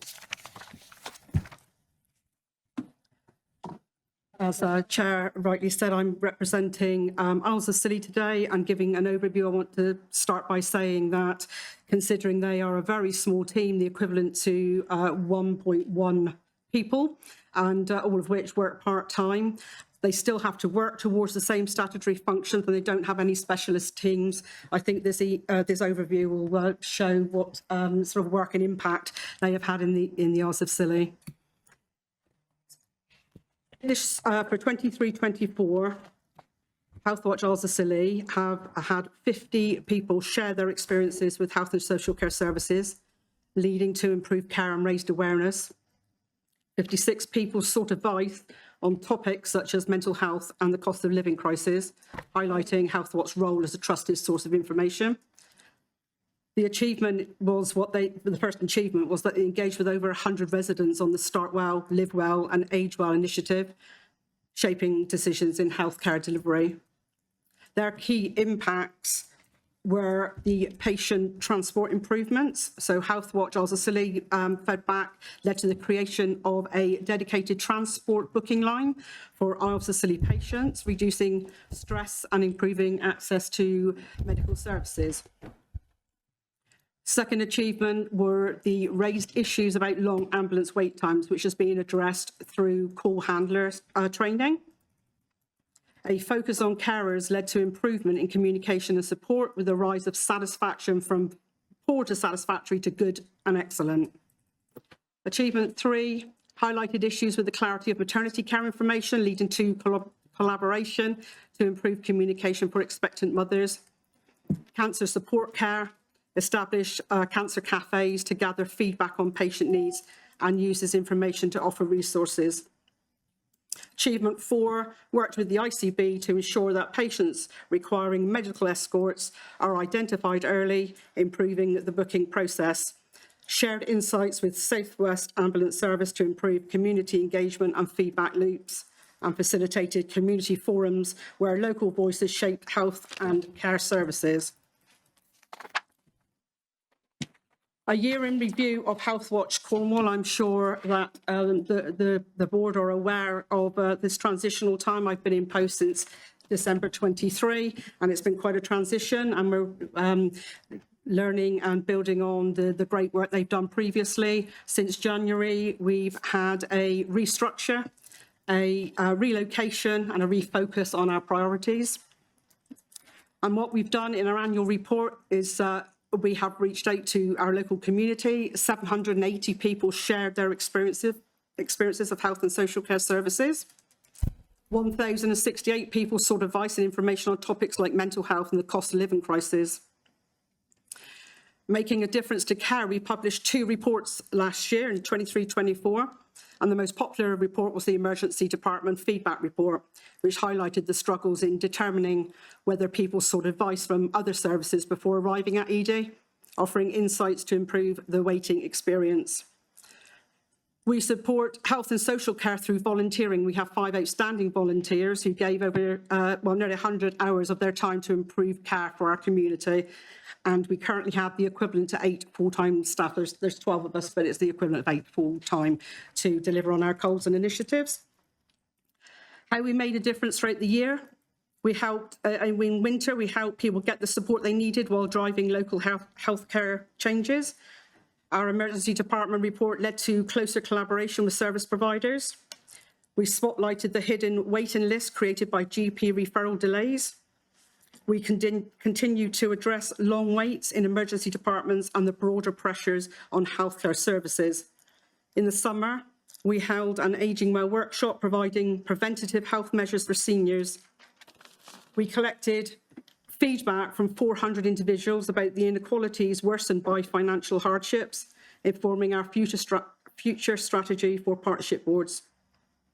In the autumn, our cost of living report examined the impact of rising costs on healthcare and influenced our recommendations. So our achievements and collaborations for 23-24 was our partnership with the ICB.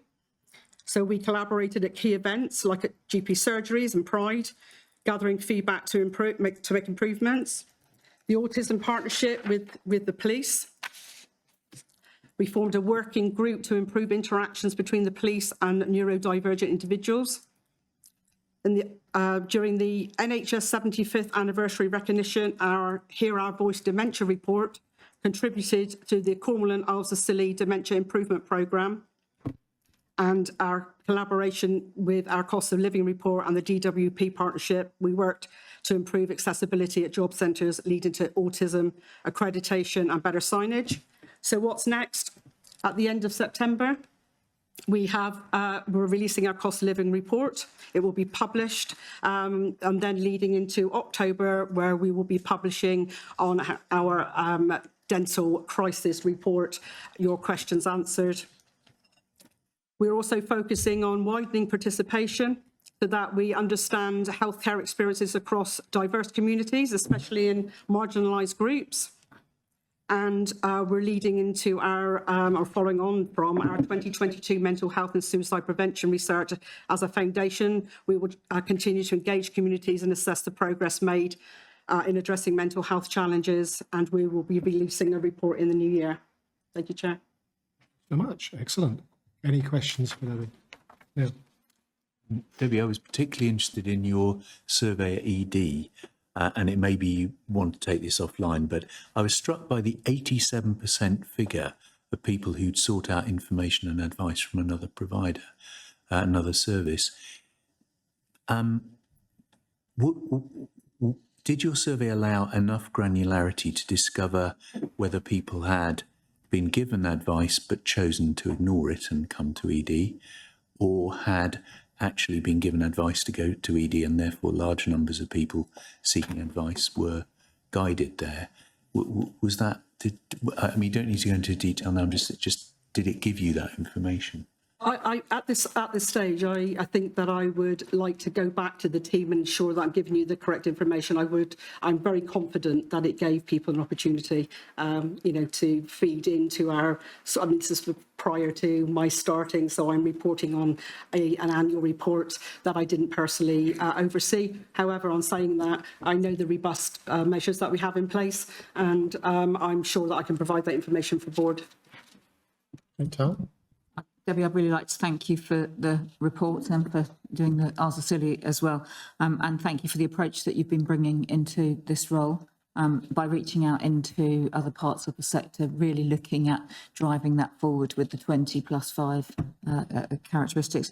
think it's going to be really important that we join up all of this work through our comms team, through the work that you do, through the work that the Citizens Research Group are going to do, through the health determinants work, and through the work that Claire's going to be doing through your lived experience panel. It's really important that we don't just do because we're doing it. It's important that we really integrate and don't duplicate, but really add value with the voices of people. Thank you. And thank you, Debbie. And I was going to make the point that I'll bring in Steve. Please to Debbie, by the way, so do say hi over lunch, all right? And Steve. It's not a question. I just wanted to reflect on the amazing volunteers and staff as well. I've had the privilege to meet a number of Health Watch volunteers at West Cornwall Hospital and at Royal Cornwall Hospitals, and meet some of your team as well. And they're incredible, inspiring, amazing individuals, and the impact that they have in terms of shaping our services for the future is incredibly helpful. And just to say thank you. Thank you, Steve. I think formally what we need to do is to note both the Silly Health Watch report and Cornwall Health Watch reports. We're going to note both. Is that okay with you? Yes, that's fine. Thank you. Thank you, Everyone Chair. happy with that? Thank you. So we'll move on. So again, I'm hoping Susan will turn up in a moment, but while we are, Patrick. So Patrick, what I'd like us to do is, as I'm the protagonist in asking for this to come here, right? My understanding is that the Workwell project actually starts in effect from a user perspective in October. That's correct. Yeah. I guess one of the things I wanted was the board to be. I know you've been heavily through Workforce, so it's been heavily trialled. I thought this has a wide health determinant impact, and a discussion just briefly to understand in terms of some of the users. Are you focusing on NHS staff or what? So I think what we're looking for here is how are we doing? Are we ready? Are we assured? I know you've gone through there, but any other questions the board want to ask? Because this is high profile stuff. If we get this right, this is something that takes us beyond the day stuff and into strategic stuff in terms of helping people with their employment. Yeah, thanks. So if I just say a couple of words to respond to those points. So following our award as a Workwell pilot site in May, ICB has appointed a full-time work and health programme lead to oversee the work. There's two parts to the programme. One is standing up the Workwell service, as you've described, John, and that is funding that we've received through our bid to support 2,067 participants by March 26. That's all defined in the Workwell service. And it's also to develop a longer-term work and health strategy for Cornwall and the Isles of Scilly, and that plays into the bigger point you were making. So the service is about helping people who are struggling to stay in work. It's preventative, and it's a pilot programme that we are working with the 14 other ICBs who are Workwell pilots, and obviously with DWP nationally. I just wanted to say a couple of things on governance and then on progress. So the work is being led at executive level by a work and health partnership that comprises myself, Director of Public Health, Rachel Wigglesworth, Cornwall Council's Head of Skills, and senior reps for the Community Gateway, who are our signed up delivery partner for the programme. That group reports in several ways. So to the ICB via the Workforce Committee, as you mentioned, Chair, to the ICP via the Live Well Steering Group, and to Cornwall Council's Workforce and Skills Board. So there are a lot of interested parties in the programme. And a couple of key things that we've reported to Workforce Committee. Firstly, that we have formally contracted with Kernow Community Gateway to be our delivery partner for the service. So their role will be first point of contact, triage, coaching and referral into other specialist support services depending on participants' needs. We have a strategy to maintain as much of the grant to support interventions that help people rather than the overheads of the programme. We're struggling and working hard to maintain that budget, but that's a key bit, and it's one of the areas of work that we'll be getting into it through delivery. And I did want to take the opportunity to formally minute our thanks to Community Gateway colleagues who worked at risk prior to contracts given the pace of mobilisation. And in terms of readiness, we are on track with our readiness plan to be operative from October. We have participants already known to us in the system who we'll be working with straight away from October, and we'll be building that That's my question. participation. From within the NHS and social care or the outside of? So the scope of the programme is economy-wide. No, I get that, but and some of those will be. There'll be the ability. So this will be through NHS employees as residents and citizens of Cornwall who may be referred into a programme through a number of routes.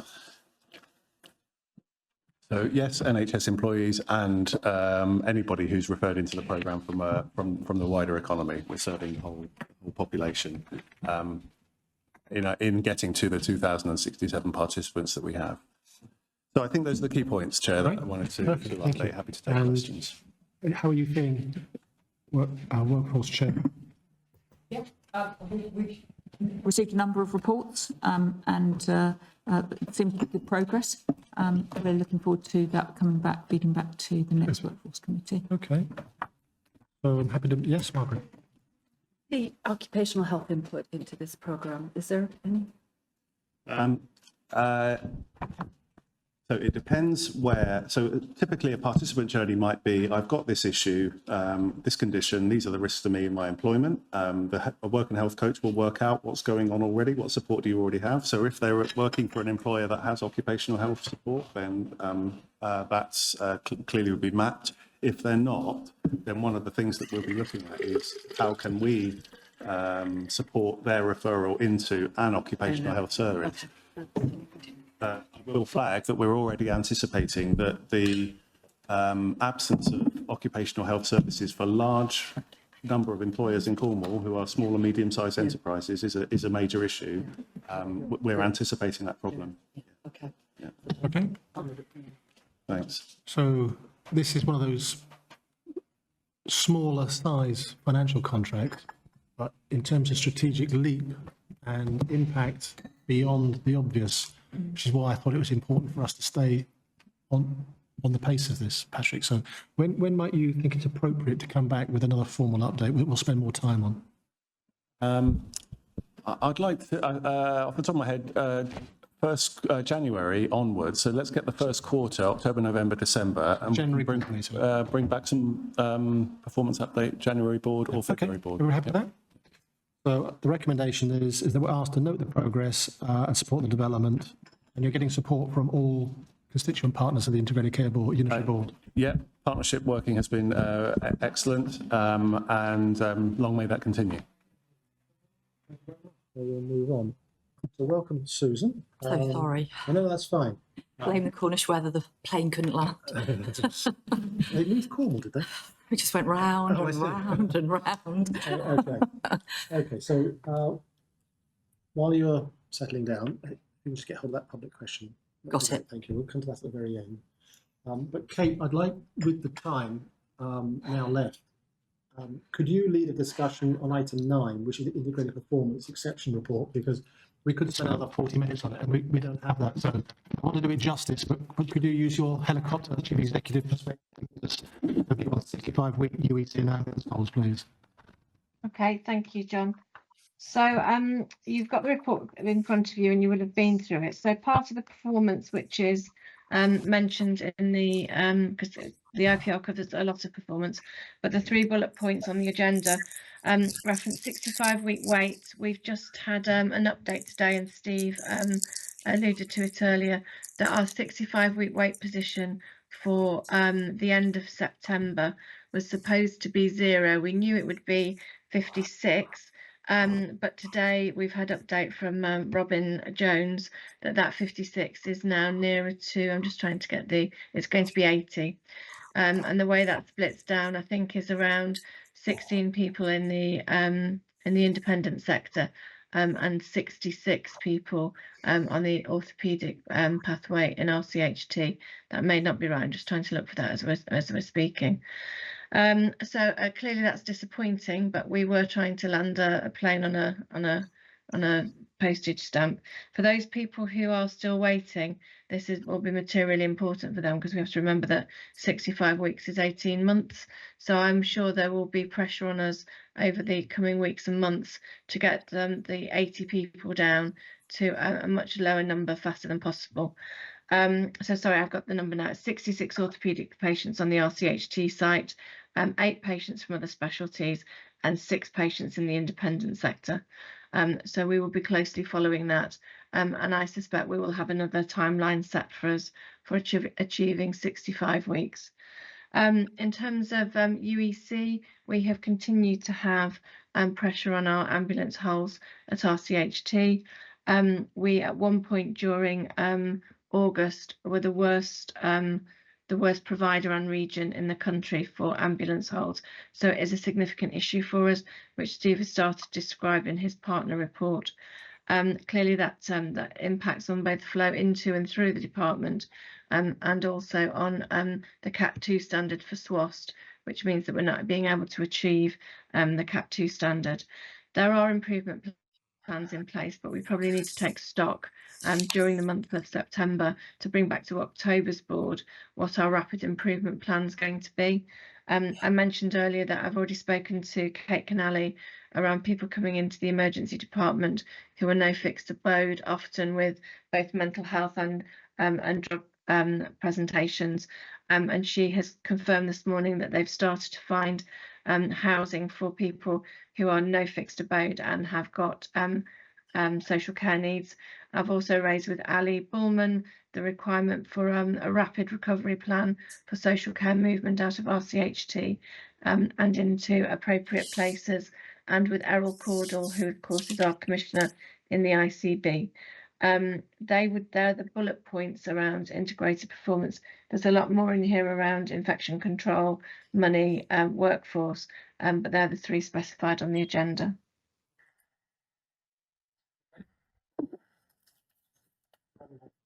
Was high level. We don't go through it. Anything you add to Kate's observations? So we're confident that the patients that we're putting into the independent sector as part of the waiting list initiatives will be cleared by the end of September.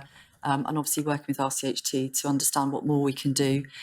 We've got 2 twice a week meetings now going on with RCHT, local authority and CFT to go through all those people that are no criteria to reside and start to understand what it is that's actually keeping those people in hospital and what the underlying issues are. So that meeting is done at quite a senior level. So we're hoping that will give us some traction, particularly going into winter. There is a separate piece of work going on, particularly around the P3s, because we know that we tend to put quite a broad brush on people, particularly with dementia. And actually we need to start segmenting what type of care people need rather than just say they've got dementia and leaving them in the hospital. This won't only just be for RCHT, but it's for UHP as well, because we understand that we've got no criteria to reside up there. I don't know whether or not you've touched upon, whilst I've been away, on the work that we're doing around reducing our out-of-area placements for mental health. So there's quite a lot of work going on at the moment. We've already reduced last week. We've brought 7 people back into county, and we're working with CFT to bring forward the opening of the intensive care unit for mental health people with mental health issues, sorry. And we are also working on the what the bed base will look like as we go forward. So there will be more beds available. So thank you to CFT colleagues, because that's been quite an intensive piece of work, but clearly doing the right things, bringing people back into county for family. Thank you. So, Nash on the finance side, please. Yeah, thank you. The position as reported at month 4 for the system that showed us we were £3.1 million off plan, and it showed the position split between our organisations as on plan and an improvement against plan for CFT and the ICB, with a deterioration sitting with RCHT of about 3.5 million at that point in time. And we know from previous discussions and reported last month, the biggest challenge continues to be delivery of the cost improvement plans that were established at the beginning of the year, and the drive is to ensure those are delivered going forward, and we accelerate that delivery to catch up on the gap that I've just described. I know huge efforts are being undertaken within RCHT, and clearly that's our focus as a system, to see those improvements going forward into 24/5, and to get to a position where we can confirm across the system we have a plan that's deliverable. And clearly that's going to be slightly different from the original operational plan because of the slippage, but we need to get to that position in the next 2 to 3 weeks. And that will also form part of our system recovery plan that we're due to submit and share with NHSEI colleagues at the end of September.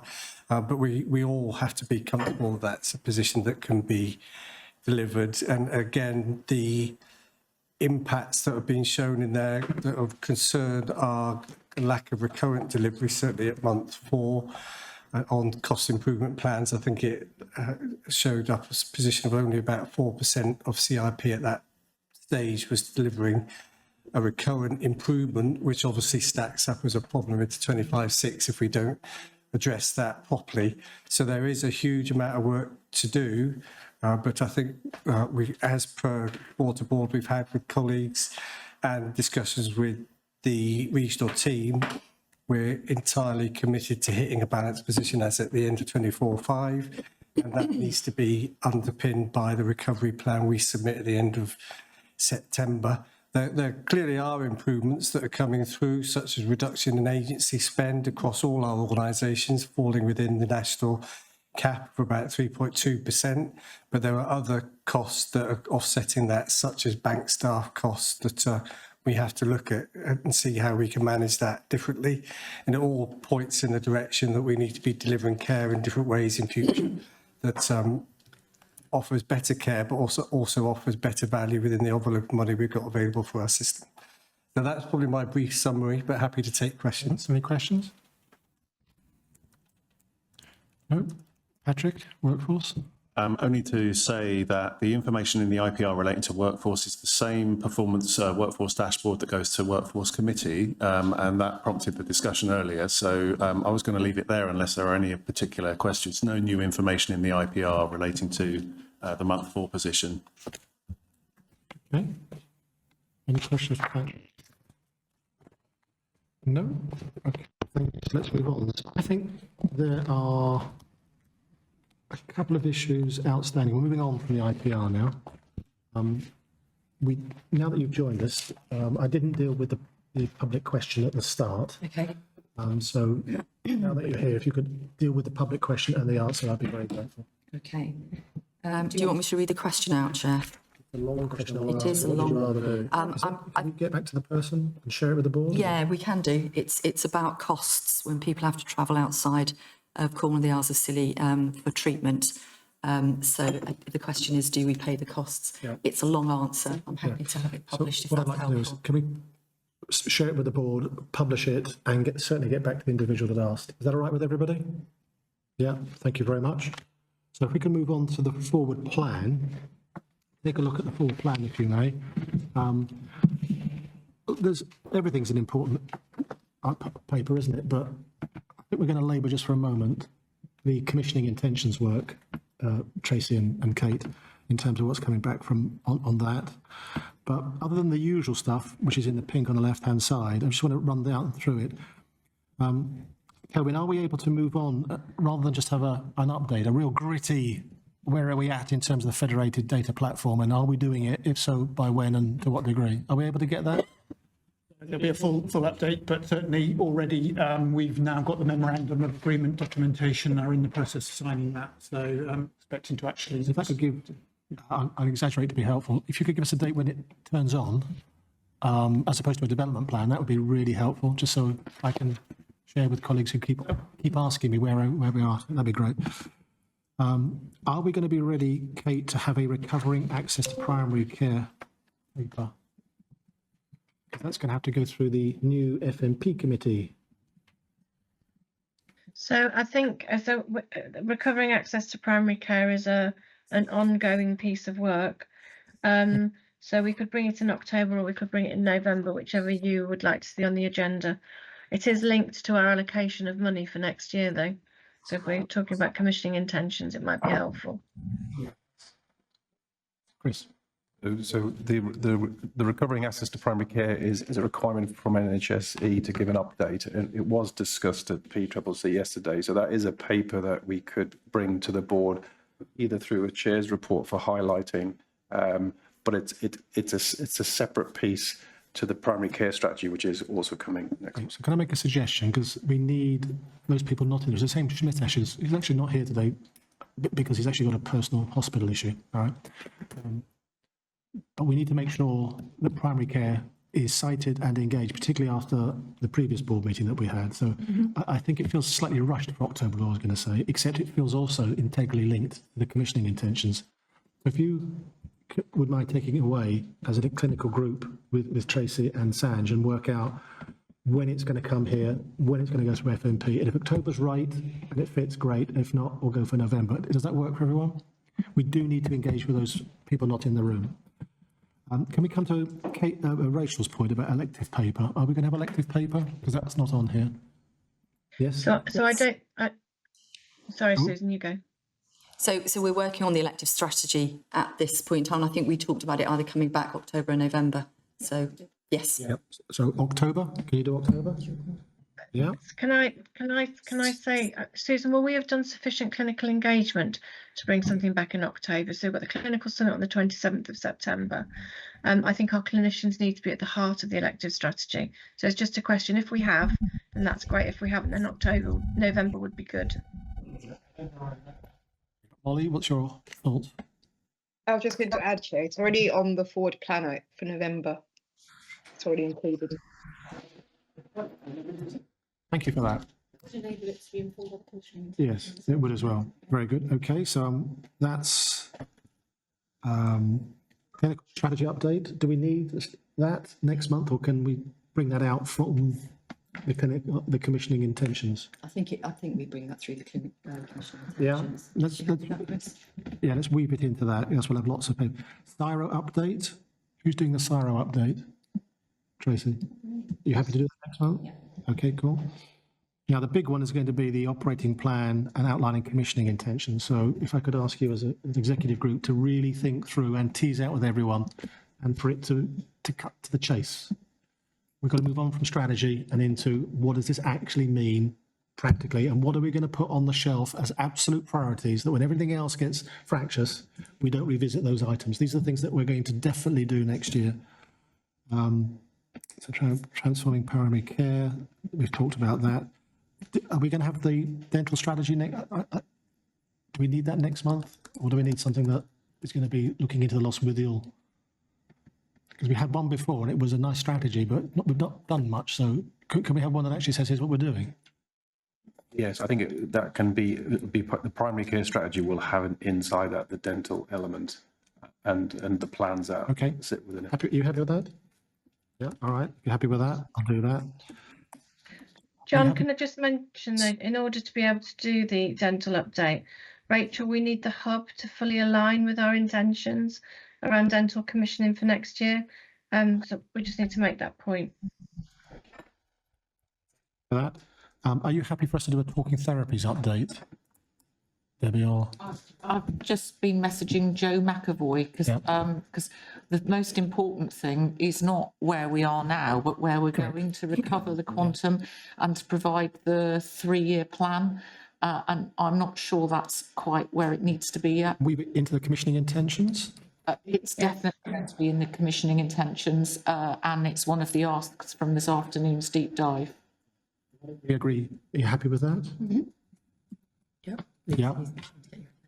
Who is? Lucy. Lucy, sorry. Too many people looking. Sorry, just on the dental strategy, I know HealthWatch are compiling and carrying out quite extensive engagement with local people on dental services, and a report is ready to be published around October, late October, and that's going to have some great insight that could help shape the dental strategy. So I just wanted to raise that in case it's useful. Yeah, that's fine. Let's build that in. I'm particularly interested in the loss withiel piece of work as to whether we as a unitary board are going to scale it or not, or if not, what are we going to do?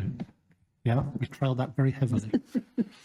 Okay, can we drop, because if you know what's happening with the CQC, do let me know, but Are we having a quarterly assurance update on the CQC, or do we park that? Defer it. Defer it. What papers have we missed? Because I personally would advocate to us we spend more time on our commissioning intentions as a group to really flush out what we mean, because then we can really get to grips with what it means for November, rather than just touch on it and then move on to the next item. Are you happy with that as a direction? I see lots of nodding. Yeah? Thank you. So that's the forward plan, Dan, unless anyone wants to shout anything else. Now, how about that? We're due to close at 12:35. Is there any other business? Chair, I've just got the 7 items. No, I'm joking. I know what you like with your timekeeping, Chair. That comes over me when I start to slip behind time. Are you happy to break now? Thank you. So let's break on the formal and close the meeting. Thank you for that. We're going to reconvene for part 2 at 1:05, please.